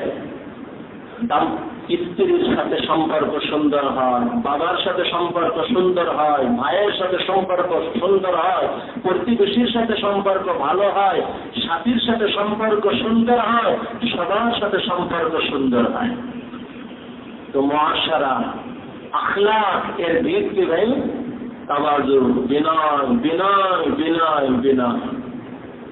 আল্লাহ আমাদের সবাইকে বিনয়ী হওয়ার তৌফিক দান করেন। সব লাইনের অভাব, সব থেকে বড় অভাব হইতেছে আখলাকের লাইনে, সব থেকে অভাব তাওয়াজুর লাইনে। এই বিষয়টাকে বোঝানোর জন্য সৈয়দ আহমদ কবির রিফাই রহমতুল্লাহ আলাইহি আলমে মুকাশফাতে একদিন দেখেন কিয়ামত কায়েম হয়ে গেছে। মানুষ জান্নাতে যাওয়ার জন্য কাউন্টার থেকে টিকিট নিচ্ছে আর জান্নাতে যাইতেছে। স্বপ্ন তো স্বপ্ন, স্বপ্নের মতো নিয়ে ধরেন উনি জান্নাতে যাওয়ার জন্য উনিও টিকিট নিতে সামনে বাড়লেন। দেখেন যে একটা কাউন্টারে অনেক ভিড়, খেয়াল করলেন এটা নামাজের কাউন্টার, অনেক সময় লেগে যাবে। সামনে বাড়লেন, দেখেন যে রোজার কাউন্টার, ওটাও বড় ভিড়। সামনে বাড়তেছে আর সব কাউন্টার ভিড় আর ভিড়। উনি চিন্তা করলেন দেখি কিছু সামনে বেড়ে একটু খালি কোনো কাউন্টার পাওয়া যায় কিনা, যে দ্রুত টিকিট নিব, দ্রুত জান্নাতে ঢুকবো। উনি বলেন চলতে চলতে সামনে যে দেখলাম একটা কাউন্টার একদম ফাঁকা পড়ে আছে। একজন মানুষ আসতেছে, যাওয়ার সাথেই টিকিট নিচ্ছে আর সাথে সাথে জান্নাতে ঢুকতেছে। আমি সামনে বাড়লাম যে এই কাউন্টারটা কোন কাউন্টার, যে কাউন্টারটা এরকম খালি পড়ে আছে আর মানুষ নিয়েই ঢুকতেছে। উনি বলেন সামনে বেড়ে দেখলাম এই কাউন্টারের নাম হলো তাওয়াজুর কাউন্টার। এত মুকাশফা মুকাশফা, স্বপ্ন স্বপ্ন, কিন্তু এই স্বপ্ন বাস্তব চিত্রকে ব্যক্ত করার স্বপ্ন। হে আমার প্রিয় ভাইয়েরা, সব লাইনের অভাব, সব থেকে বড় অভাব হয়েছে আখলাকের লাইনে, তাওয়াজুর লাইনে। অথচ মানুষ যদি আখলাকি হয়, তাওয়াজু হয়, এক আখলাক হইতেছে স্বার্থপূর্ণ আখলাক। যারা মার্কেটিং এ কাজ করেন তাদেরকে আপনি গালি দিবেন 10টা, তারপরেও আপনাকে সাতটা বলবে আর কি মিষ্টি হাসিতে কথা বলবে। ওটা হলো স্বার্থপূর্ণ আখলাক। আখলাক হলো যেখানে আমার কোনো স্বার্থ নাই সেখানেও আমার সাথে কেউ দুর্ব্যবহার করে আমি তার সাথে মিষ্টি ব্যবহার করতে পারি, এর নাম আখলাক। এই আখলাকে যদি কেউ হতে পারেন, নবীর হাদিস দ্বারা বুঝে আসে, সে সারা রাত বিছানায় পড়ে থাকবে অথচ সারা রাত যায় নামাজে কাটানোর নেকি আল্লাহ দান করবে। সে সারাদিন খেয়ে খেয়ে চলবে, সারাদিন রোজা রেখে চলার নেকি আল্লাহ তাকে দান করবে। এই আখলাক হলো ওই আখলাক যে আখলাকের পরে নবীজি বলছেন, আমি কি তোমাদেরকে বলবো ভাই নবীর কাছাকাছি আখিরাতে থাকতে মন চায়? নবীর কাছাকাছি থাকতে কার কার মন চায়? শোনো, আল্লাহ কবুল করেন। নবীজি বলতেছেন, শোনো আমি কি তোমাদেরকে বলবো আখিরাতে আমার কাছাকাছি থাকার ধারা কি হবে? সাহাবায়ে কেরাম বললেন, বালা ইয়া রাসূলুল্লাহ, অবশ্যই বলেন। কোন আমল আপনার বেশি কাছে হওয়া যাবে? নবীজি বললেন, যার আখলাক যত উন্নত হবে আখিরাতে সে আমার তত নিকটের হবে। যার আখলাক যত উন্নত হবে আখিরাতে সে আমি আল্লাহ রাসূলের তত নিকটের হবে। হে নবী প্রেমী, তুমি আখিরাতে যদি আল্লাহ রাসূলের কাছাকাছি যেতে চাও আখলাককে নবীওয়ালা বানাও, আখলাককে তাওয়াজুওয়ালা বানাও। তুমি নরম হয়ে যাও, কাদা হয়ে যাও, বিলাই হয়ে যাও। যার ভিতরে নরমি আসছে কল্যাণের দরজা খুলে গেছে, যার থেকে নরমি দূর হয়েছে কল্যাণের দরজা বন্ধ হয়ে গেছে। এর নাম আমলে সালেহ। আমলে সালেহ, আমলে সালেহ। জি ভাইয়ের আমার, কথাকে সংক্ষেপে সামনে বাড়ান। তৃতীয় গুণ, ওয়াতাওয়াসাউ বিল হক। জীবনকে ঈমানওয়ালা জীবন বানায়, জীবনকে নেক আমলের জীবন বানায়। ওয়াতাওয়াসাউ বিল হক, ওয়াতাওয়াসাউ বিল হক। একে অপরকে সত্যর কথা বলে, সত্যর দিকে ডাকে, সত্যকে গ্রহণ করে, সত্যকে প্রাধান্য দেয়। আমার সত্য গ্রহণ করতে সন্তান বাধা হয় না, সম্পর্ক বাধা হয় না, কোন মুরব্বী বাধা হয় না, কোন ব্যক্তি বাধা হয় না।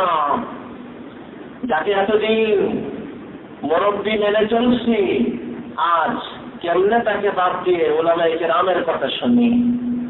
হক হক, সত্য সত্য যেখানেই থাকবে আমি সেটাই গ্রহণ করব। ওয়াতাওয়াসাউ বিল হক, সত্যকে গ্রহণ করার মানসিকতা গ্রহণ করতে হবে। নিজের সত্যকে গ্রহণ করো, অন্যকেও সত্য গ্রহণ করতে উৎসাহিত করো। এই কথাকে একটু লম্বা করে বলার খেয়াল ছিল, কিন্তু আমার যে খেয়াল করি না, এত সময় হয়ে গেছে। তো সংক্ষেপে এই ব্যাপারে আমি হাফিজ ইবনুল কাইয়্যিম জাওযী রাহমাতুল্লাহ আলাইহি স্বর্ণের অক্ষরে লিখে রাখার মতন, দিলের ভিতরে খুদাই করে রাখার মতন একটা কথা আপনাদেরকে শোনাবো। উনি একটা বিষয়ে ওনার এক মুরব্বীর বিরোধিতা করতে যে একটা শব্দ লিখছেন, আমার এই শব্দ প্রায় 22-23 বছর আগে দেখা, আজও মনে হয় যেন আমার চোখে ভাসতেছে। বড় পছন্দের শব্দ, বড় ভালো লাগার শব্দ।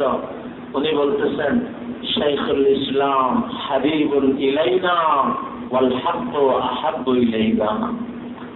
বলতেছেন ওনাকে আমি অনেক ভালোবাসি, কিন্তু সত্যকে তো অনেক বেশি ভালোবাসি।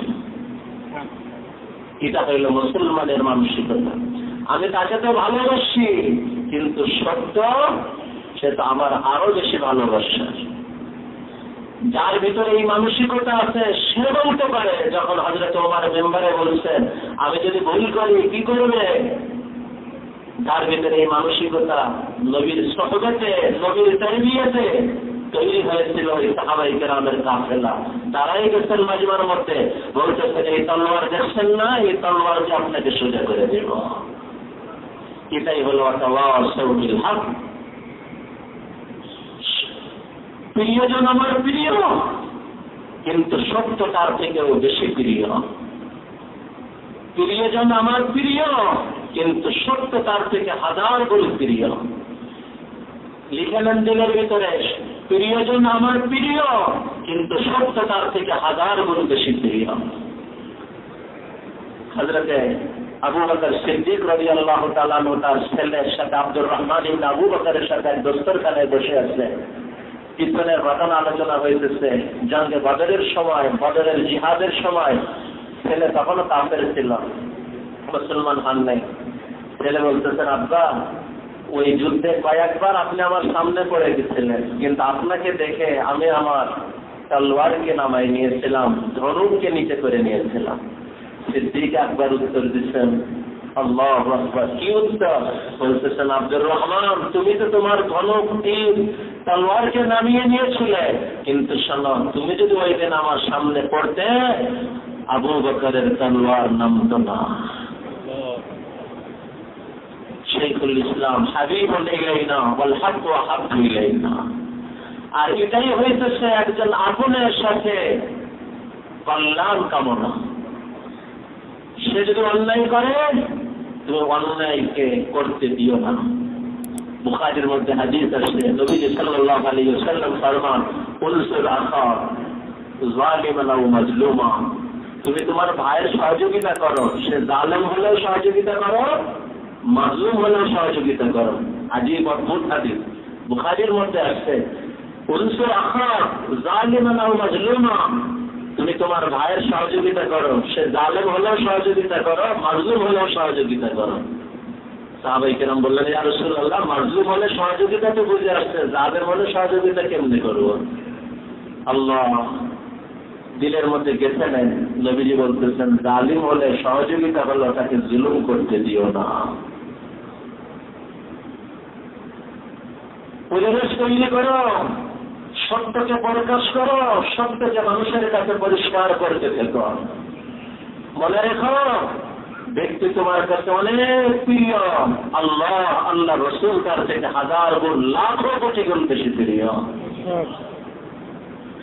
ব্যক্তি আমার কাছে অনেক অনেক প্রিয়, আল্লাহ রসুল আল্লাহ এবং তার রসুল তার থেকে লাখো কোটি কোটি কোটি গুণ বেশি প্রিয়।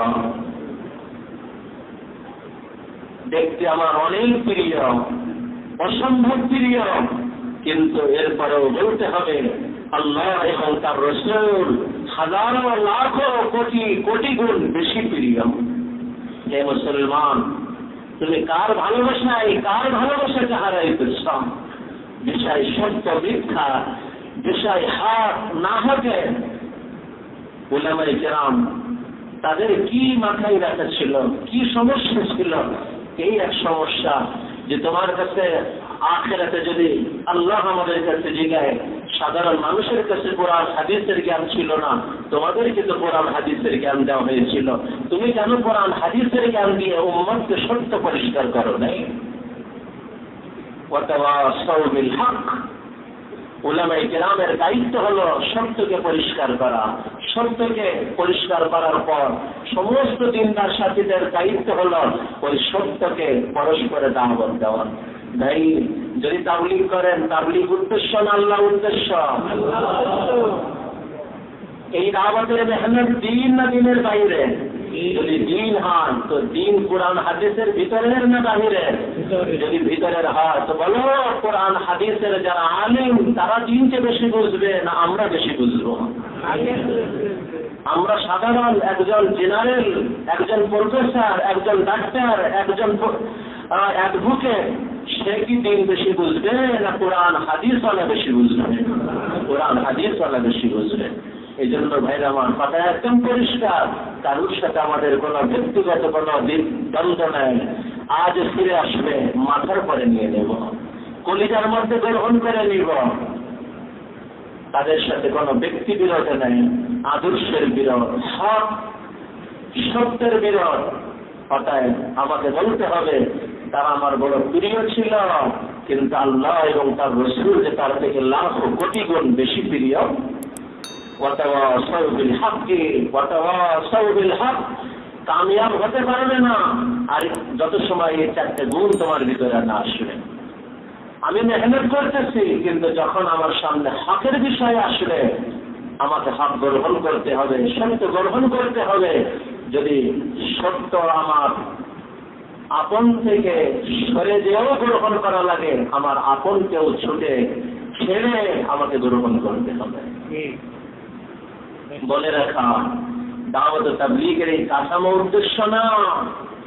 মাদ্রাসার 12 বছরের এই কাঠামো উদ্দেশ্য না, খানকার এই নিজাম উদ্দেশ্য না, উদ্দেশ্য দ্বীন, উদ্দেশ্য আল্লাহ, উদ্দেশ্য ঈমান, উদ্দেশ্য আমলে সালেহ, উদ্দেশ্য হক, সত্য। ওয়াতাওয়াসাউ বিল হাক্কি ওয়াতাওয়াসাউ বিল হাক্কি। সবাই প্রতির ভিতরে যুগের কসম, ইন্নাল ইনসানা লাফী খুসর, সবাই ক্ষতির মধ্যে। তবে হ্যাঁ, 4টে মানুষ, 4টে গুণ বলা যারা, তারাই ক্ষতি থেকে মুক্ত। ইল্লাল্লাযীনা আমানু ওয়া আমিলুস সালিহাত ওয়া তাওয়াসাউ বিল হাক্কি ওয়া তাওয়াসাউ বিস সাবরি। ঈমানওয়ালা জীবন বানাও, আল্লাহর জাত ও সিফাতকে বোঝার চেষ্টা করো, জানার চেষ্টা করো। ওই উলামায়ে কেরামের কাছে আসা যাওয়া করো যাদের কাছে আল্লাহর জাত ও সিফাতের গভীর পরিচয় আছে। আল্লাহর জাত ও সিফাতকে চেনো, অন্তরের ভিতরে গ্রহণ করো, ওই ভাবনার মধ্যে ডুবতে থাকো, হারাইতে থাকো। যে পরিবেশে আল্লাহর জাত ও সিফাতের আলোচনা হয়, ওই দাওয়াত ও তাবলীগের পরিবেশ, মাহৌল আসা যাওয়া করো। ওয়ামিলুস সালিহাত, জীবনকে নেক আমলের জীবন বানাও, নামাজকে নবীওয়ালা নামাজ বানাও, লেনদেনকে হারাম থেকে বাঁচাও, বরং সন্তপূর্ণ থেকেও বাঁচাও। তোমার আচার আচরণকে ইসলামে বানাও, জীবনকে আখলাকওয়ালা জীবন বানাও, নরম মানুষ হয়ে যাও, বিনয়ের মানুষ হয়ে যাও, কাদার মানুষ হয়ে যাও, মাটির মানুষ হয়ে যাও। ওয়াতাওয়াসাউ বিল হাক্কি ওয়াতাওয়াসাউ বিল হাক্কি, সত্যকে গ্রহণ করা মানুষ হয়ে যাও। যাকে সারা জীবন শ্রদ্ধা করছি তাকেও যদি ছাড়তে হয়, তাকেও ছাড়তে পারবো, কিন্তু সত্যকে ছাড়তে পারবো না। ওমর আপনাকে যদি তলোয়ার দিয়ে সোজা করা লাগে তাও সোজা করবো, তারপরেও সত্যকে ছাড়তে পারবো না। وَأَنَّقُولَ بِالْحَقِّ وَلَا خَافُ فِي اللَّهِ لَوْمَةَ لَائِمٍ, সত্যকে আমাকে বলতে হবে, সারা দুনিয়াও যদি আমাকে ভুল বোঝে আমার কোনো আসে যায় না। وَأَنَّقُولَ بِالْحَقِّ وَلَا خَافُ فِي اللَّهِ لَوْمَةَ لَائِمٍ।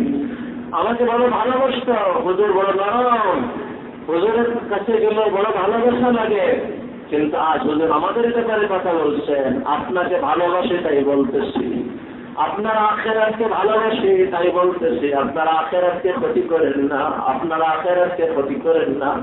মানুষ দুনিয়ার জন্য টাকা ব্যয় করে, আখিরাত না পাইলে দুনিয়াতে কিছু পেয়ে যায়, কিন্তু আপনি তো দ্বীনের নামে ব্যয় করতেছেন, দুনিয়াও মিলল না, আখিরাতও মিলল না, বলেন কি আপনার মিলবে?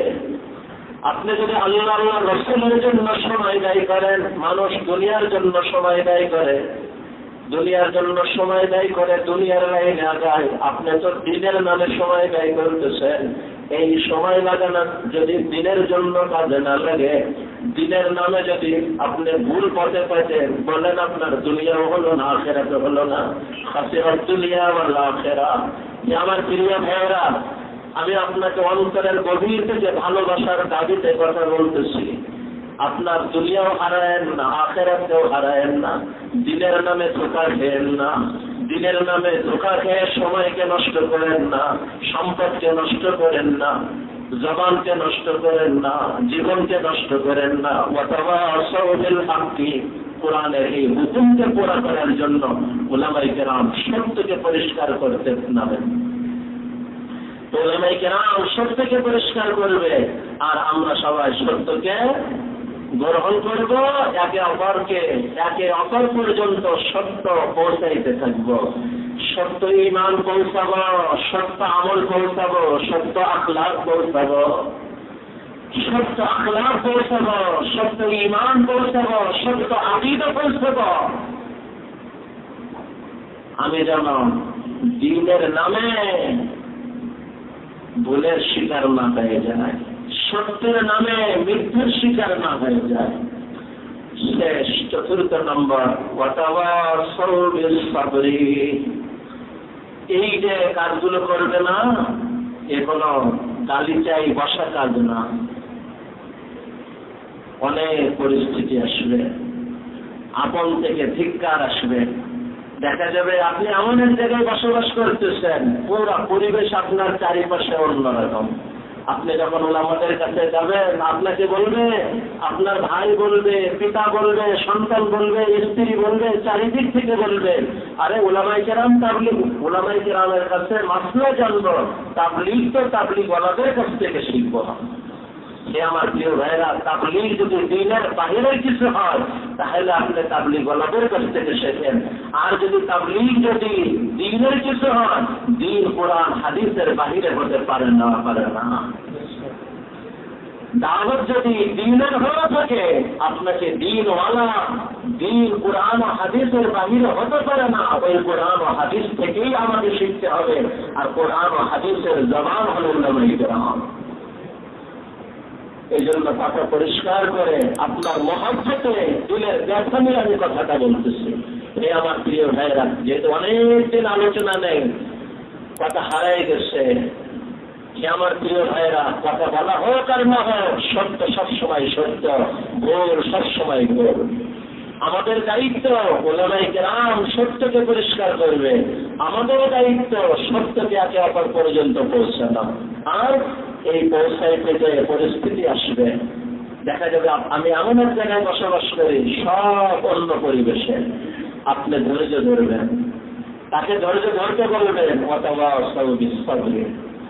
ইমানের পথে কষ্ট আসবে, আমলে সালেহের পথে কষ্ট আসবে,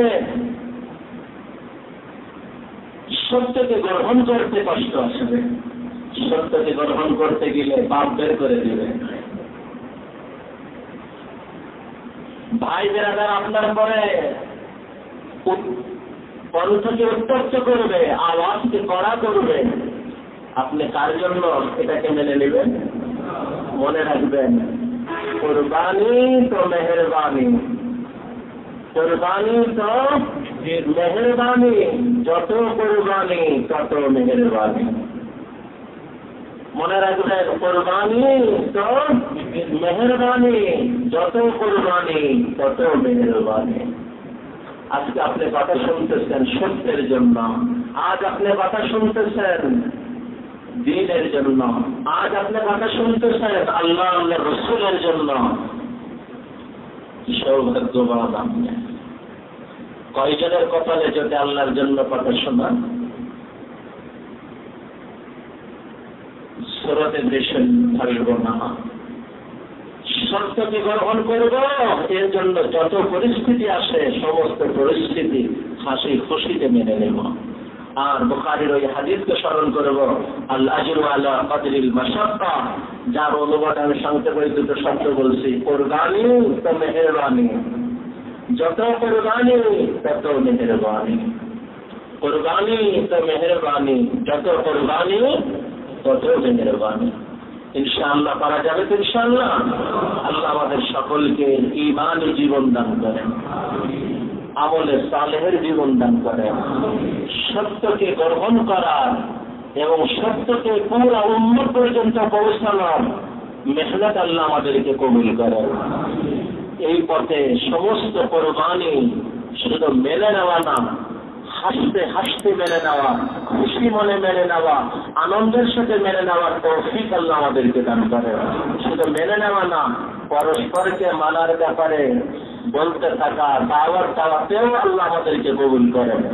এই চারটে গুণ যাদের ভিতরে আসবে, যার সার কথা হলো নিজেও বনবে, অন্যকেও বানানোর জন্য উঠে কোমর বাঁধবে, নিজেও তৈরি হবে, অন্যকেও তৈরি করতে কোমর বাঁধবে, নিজেও তৈরি হবে, নিজেও ঈমানওয়ালা, হকের দাওয়াত, সবরের দাওয়াত।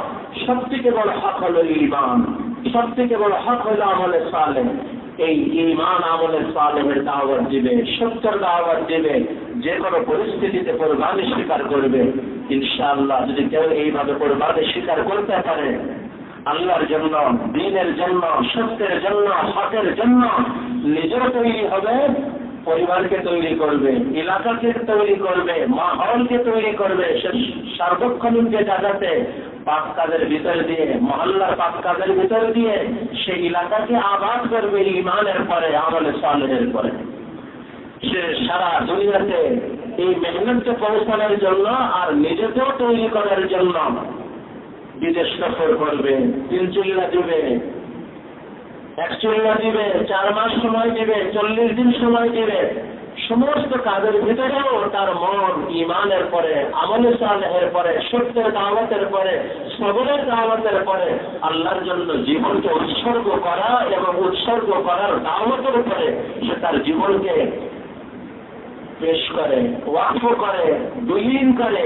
এই মানুষটাই হইল কামিয়াব মানুষ। পারা যাবে না ইনশাআল্লাহ। আল্লাহ আমাদের সকলকে এই 4 গুণের পরে যা সার কথা 2 শব্দ যদি বলেন, নিজেকেও তৈরি করা, অপরকেও তৈরি করা, সারা দুনিয়াকে তৈরি করার পরে যে নিজেকে তৈরি করতে পারবে, এরাই হলো আসল কামিয়াব কাফেলা, এরাই হইল কামিয়াব, এরাই হলো সফল কাম, এরাই হলো খায়রুল উম্মাহ। কুনতুম খায়রা উম্মাতিন উখরিজাত লিন-নাস, তোমরা সর্বসেরা উম্মাহ, তোমরা আসো নাই, তোমাদের আনা হয়েছে। মনে রেখো, আসলে তোমার মন মতন চলতে, যখন আনা হয়েছে যিনি আনছেন তিনি যে উদ্দেশ্যে তোমাকে আনছেন সেই উদ্দেশ্যে তোমাকে চলতে হবে। তিনি কেন আনছেন? উখরিজাত লিন-নাস, গোটা মানব জাতির কল্যাণে তোমাকে আনা হয়েছে। মনে রেখো, তুমি নিজেকে ঈমানের পরে উঠাবে, গোটা মানব জাতিকে ঈমানের পরে উঠাবে। তুমি নিজে আমলে সালেহের পরে উঠবে, গোটা মানব জাতিকে আমলে সালেহের পরে উঠাবে। তুমি নিজে সত্যের পরে উঠবে, গোটা মানব জাতিকে সত্যের পরে উঠাবে। তুমি সবরের পরে উঠবে, গোটা মানব জাতিকে সবরের পরে উঠাবে। তখনই তুমি সেই খায়রুল উম্মাহ, খায়রুন নাস তুমি হতে পারবে, সর্বসেরা উম্মত হতে পারবে, সর্বসেরা মানুষ হতে পারবে, সফল কাম মানুষ হতে পারবে, কামিয়াব মানুষ হতে পারবে ইনশাআল্লাহ। এই সফল কাম মানুষের, এই সফল কাম, এই কামিয়াব, এই সর্বসেরা উম্মত, সর্বসেরা কাফেলার অন্তর্ভুক্ত হওয়ার জন্য আমরা সবাই নিয়ত করতে পারি তো ইনশাআল্লাহ। এর জন্য আল্লাহ তাআলা আমাদেরকে নিয়ামত দিয়েছেন। এই দাওয়াত যে সমস্ত মাধ্যমে এই নিয়ামত মেলে, তার মধ্যে অন্যতম একটা নিয়ামত হল দাওয়াত ও তাবলীগের এই মুবারক মেহনতের নিয়ামত, যার দ্বারা নিজেকেও তৈরি করা, এলাকাকে তৈরি করা, সারা দুনিয়াকে তৈরি করা। ভাই, দাওয়াতের মাহল আলোচনা শোনার মাহল না, নিজেকে তাশকিল করার মাহল। এত সময় চুপচাপ শুনেছি, এখন তাশকিলের সময় আলোচনা করি, অল্প সময়ের কথা। সে আমার প্রিয় ভাইয়েরা, যদি কথা বুঝে এসে থাকে, এই 4 গুণে নিজেকে উঠাবো, আপনদেরকে উঠাবো, সারা দুনিয়াকে উঠাবো, এই নিয়তের পরে ইনশাআল্লাহ বিদেশ সফর, যাদের 3 চিল্লা হয়ে গেছে, নিসাব চলতেছে, 5 কাজের সাথে জুড়ে আছে, এই সাথীদের মধ্যে আমার প্রিয় ভাইয়েরা বিদেশ সফরের জন্য কে কে নিয়ত করতে পারেন? একটু নগদে বলতে, এখন থেকে আমি নিয়ত, আমার সব কিছু প্রস্তুতিতে যতটুকু সময় লাগে, এইভাবে তারা যারা আসলে আল্লাহর পরে ভরসা করে দাঁড়ায় যান। আমাদের নিয়ত বসে থাকে না, এখনই নিয়ত, মানে নগদ নিয়ত, প্রস্তুতি নিতে যে সময় লাগে, 1 মাস লাগুক, 2 মাস লাগুক, 15 দিন লাগুক, আল্লাহ তাআলা কবুল করেন। বিদেশ সফরের যে সব ভাইয়ের আমার কিন্তু দাঁড়ায় যায়, আল্লাহ তাআলা কবুল করেন। নগদে মোহাম্মদ শাহেদ আলী, আল্লাহ তাআলা কবুল করেন। আল্লাহ জান মালের বরকত দান করেন। সারা দুনিয়াতে আল্লাহ তাআলা ঈমানের মেহনত নিয়ে কবুল করেন। সিরাজুল ইসলাম, ইসলামের বাতি, আল্লাহ এই বাতির আলো নিজেকেও আলোকিত করেন, লাখো মানুষকে আলোকিত করেন। আল্লাহ কবুল করেন। যে আল্লাহ কবুল করেন নগদের নিয়ে একটু দ্রুত, আশপাশে যারা আছে একটু দ্রুত নামগুলো লিখে নিন। আমার প্রিয় ভাইয়েরা, আল্লাহ কবুল করেন, আল্লাহ কবুল করেন। এরপরে ভাইয়েরা আমার যারা নিয়ে দূরের দিকে চলে যায়, 3 চিল্লা, এটা বিদেশ সফরের ছিল, দেশের ভিতরে 3 চিল্লা মানে বছরের 3 ভাগের 1 ভাগ, 2 ভাগ নিজের জন্য, আর যিনি আমাদের সময় দিলেন তার জন্য 1 অংশ। 3 ভাগের 2 ভাগ নিজের জন্য, যিনি আমাকে দিলেন তার জন্য 1 অংশ। আমার প্রিয় ভাইরা, 3 চিল্লা নগদ, অর্থাৎ প্রস্তুতি নিতে যতটুকু সময় লাগে, 1 সপ্তাহ, 2 সপ্তাহ, এইভাবে অল্প সময়ের মধ্যে 3 চিল্লার নিয়ত যারা করতে পারেন, একটু ওঠেন, আল্লাহ কবুল করেন। উত্তর দিকে একটু চলে যায়, আল্লাহ কবুল করেন। 3 চিল্লার নিয়ত যারা একটু উত্তর দিকে ওই বারান্দায় চলে যায়, আল্লাহ কবুল করেন, আল্লাহ বরকত দান করেন। আমার প্রিয় ভাইরা, নিয়ত করেন, আল্লাহর সাহায্য চাইতে থাকেন, আপনার সাহায্য যতটুকু আছে চেষ্টা করেন। আল্লাহ যদি কবুল করেন ইনশাআল্লাহ, আল্লাহ তাআলা আপনাকে কবুল করবেন ইনশাআল্লাহ। সর্বশেষে আমার প্রিয় ভাইরা, সর্বশেষ স্তর হইতেছে 1 চিল্লা, নগদ 1 চিল্লা, নগদ 1 চিল্লা। এখন থেকে নিয়ে এই সপ্তাহ 2 সপ্তাহের মধ্যে বের হবো নগদে 1 চিল্লার জন্য। কারা কারা একটু একটু নিয়ত করেন, একটু হিম্মত করেন, আল্লাহ কবুল করেন। দেখতে দেখতে 40 দিন পার হয়ে যাবে। আমার প্রিয় ভাইয়েরা, কাজ শিখে নিব, এলাকায় কাজ করবো, আপনার মাধ্যমে যতজন দিনের দিকে আগাবে আল্লাহ তাআলা সবার নেকিতে আপনার অংশ রাখবে। একটু হিম্মত করে উঠি আর উত্তর দিকে যায় ওনারা উত্তর নামটা লিখাই দিই। আল্লাহ কবুল করেন। 1 চিল্লা নগদের জন্য নিয়ত করি, আল্লাহর কাছে দোয়া করি, চেষ্টা করি। কবুল করলে ওয়ালা তো আল্লাহ, আল্লাহ তাআলা কবুল করবেন, আল্লাহ সাহায্য করবেন, আল্লাহ সহজ করবেন ইনশাআল্লাহ। আল্লাহ কবুল করেন।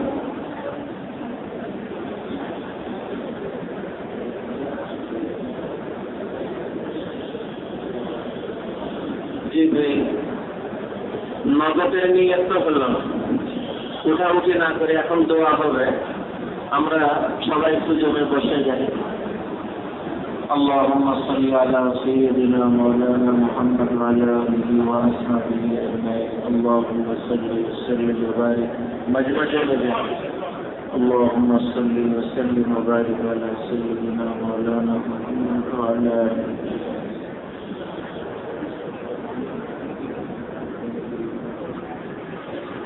اللهم صل وسلم وبارك على سيدنا. কথা তো হয়ে গেছে, দোয়ার আগে আমি একটা কথা বলবো। আমি আশা করব এই একটা কথাই কেউ বলবো না। একটা কথা পারা যাবে ইনশাআল্লাহ। সেই কথা হলো, যারা নগদ নিয়ত করছেন তো ওনারা বসে গেছেন। আমরা যারা মাঝমাঝে বসে আছি এই কাজের সাথে সবসময় লেগে থাকবো, বিশেষ করে মহল্লার 5 কাজে লেগে থাকবো ইনশাআল্লাহ। এরপরে ইনশাআল্লাহ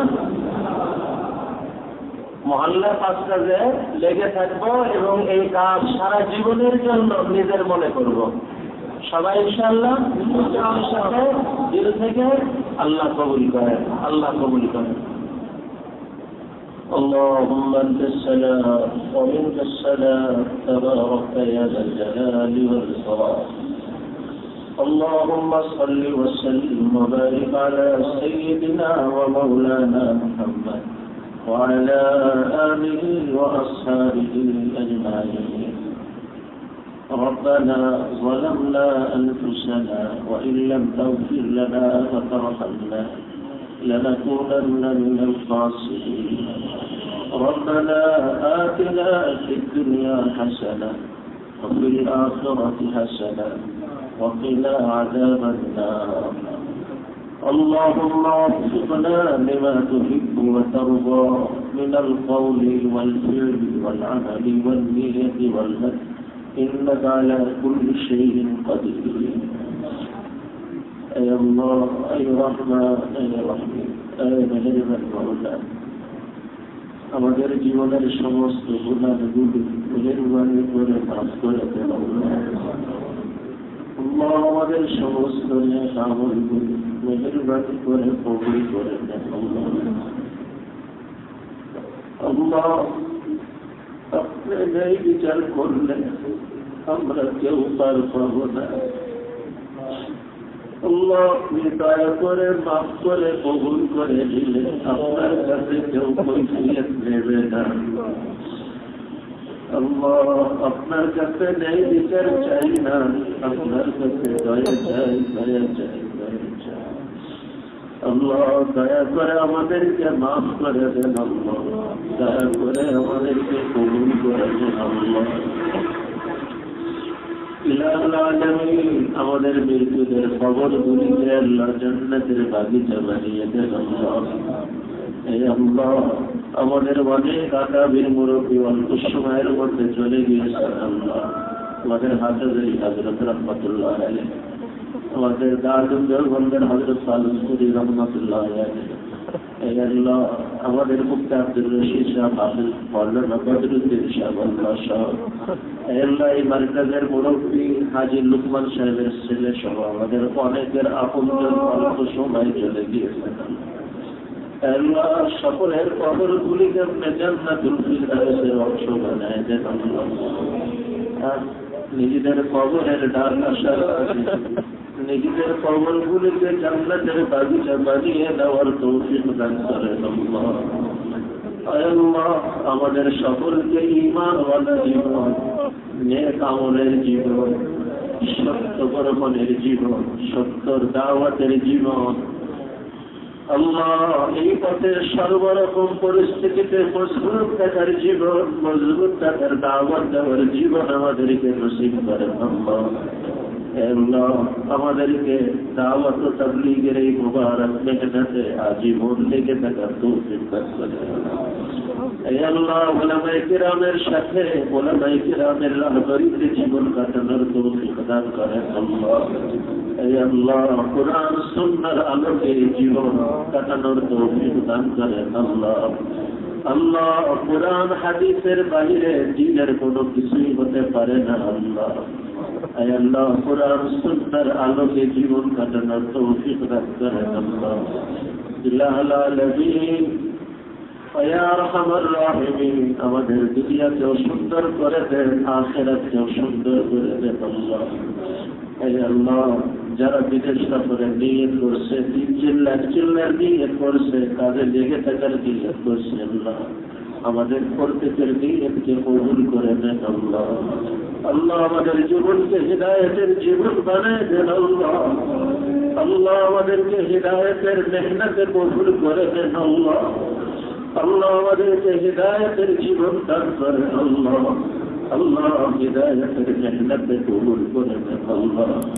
আল্লাহ আপনার দেওয়া জান, আপনার দেওয়া মাল, আপনার দেওয়া সময় আপনার জন্য লাগানোর তৌফিক দান করেন আল্লাহ।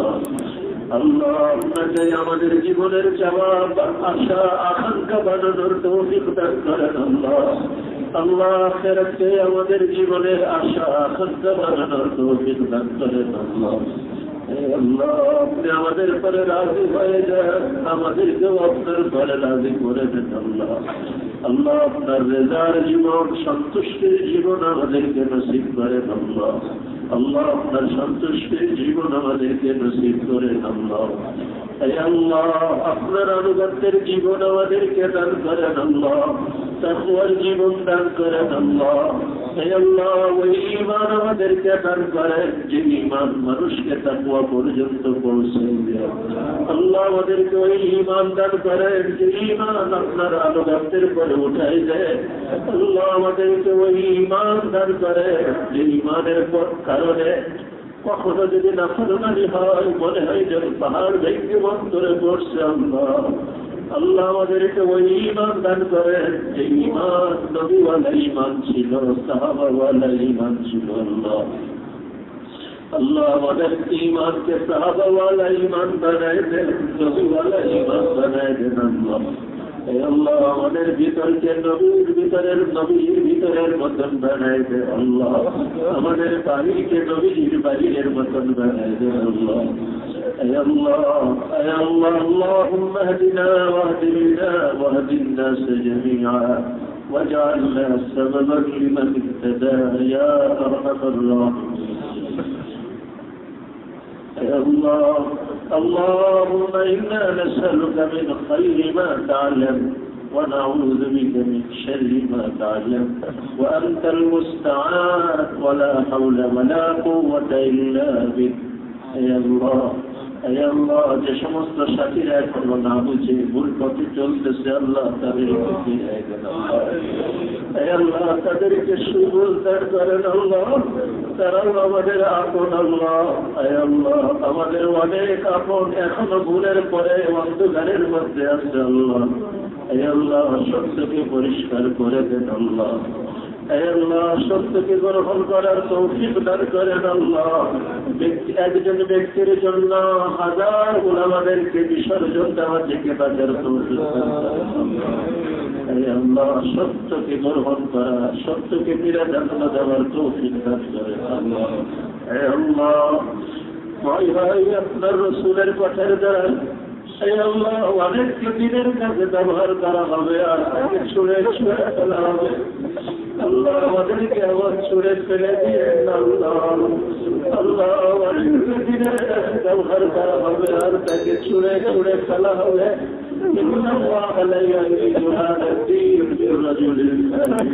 আল্লাহ আমাদেরকে দিনের কাজে ব্যবহার করে আমাদেরকে ছুড়ে ফেলে দিলেন আল্লাহ আমাদেরকে দিনের কাজে ব্যবহার করে দেন আপনাদের জন্য কবুল করে দেন আল্লাহ আমাদেরকে ছুড়ে ফেলে দিলেন আল্লাহ আমাদের সাথীদেরকে ছুড়ে ফেলে দিলেন আল্লাহ যারা এখনো ভুল পথে চলতেছে আল্লাহ আল্লাহ তাদেরকে ফিরায় দেন আল্লাহ আল্লাহ তাদেরকে ফিরায় দেন আল্লাহ সত্যকে গ্রহণ করার তৌফিক দেন ربنا تقبل منا إنك أنت السميع العليم وتب علينا إنك أنت التواب الرحيم سبحان ربك رب العزة عما يصفون وسلام على المرسلين والحمد لله رب العالمين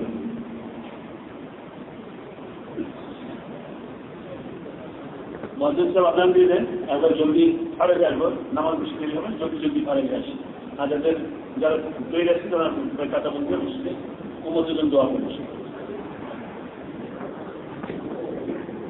মসজিদ সাহেব আদান দিলেন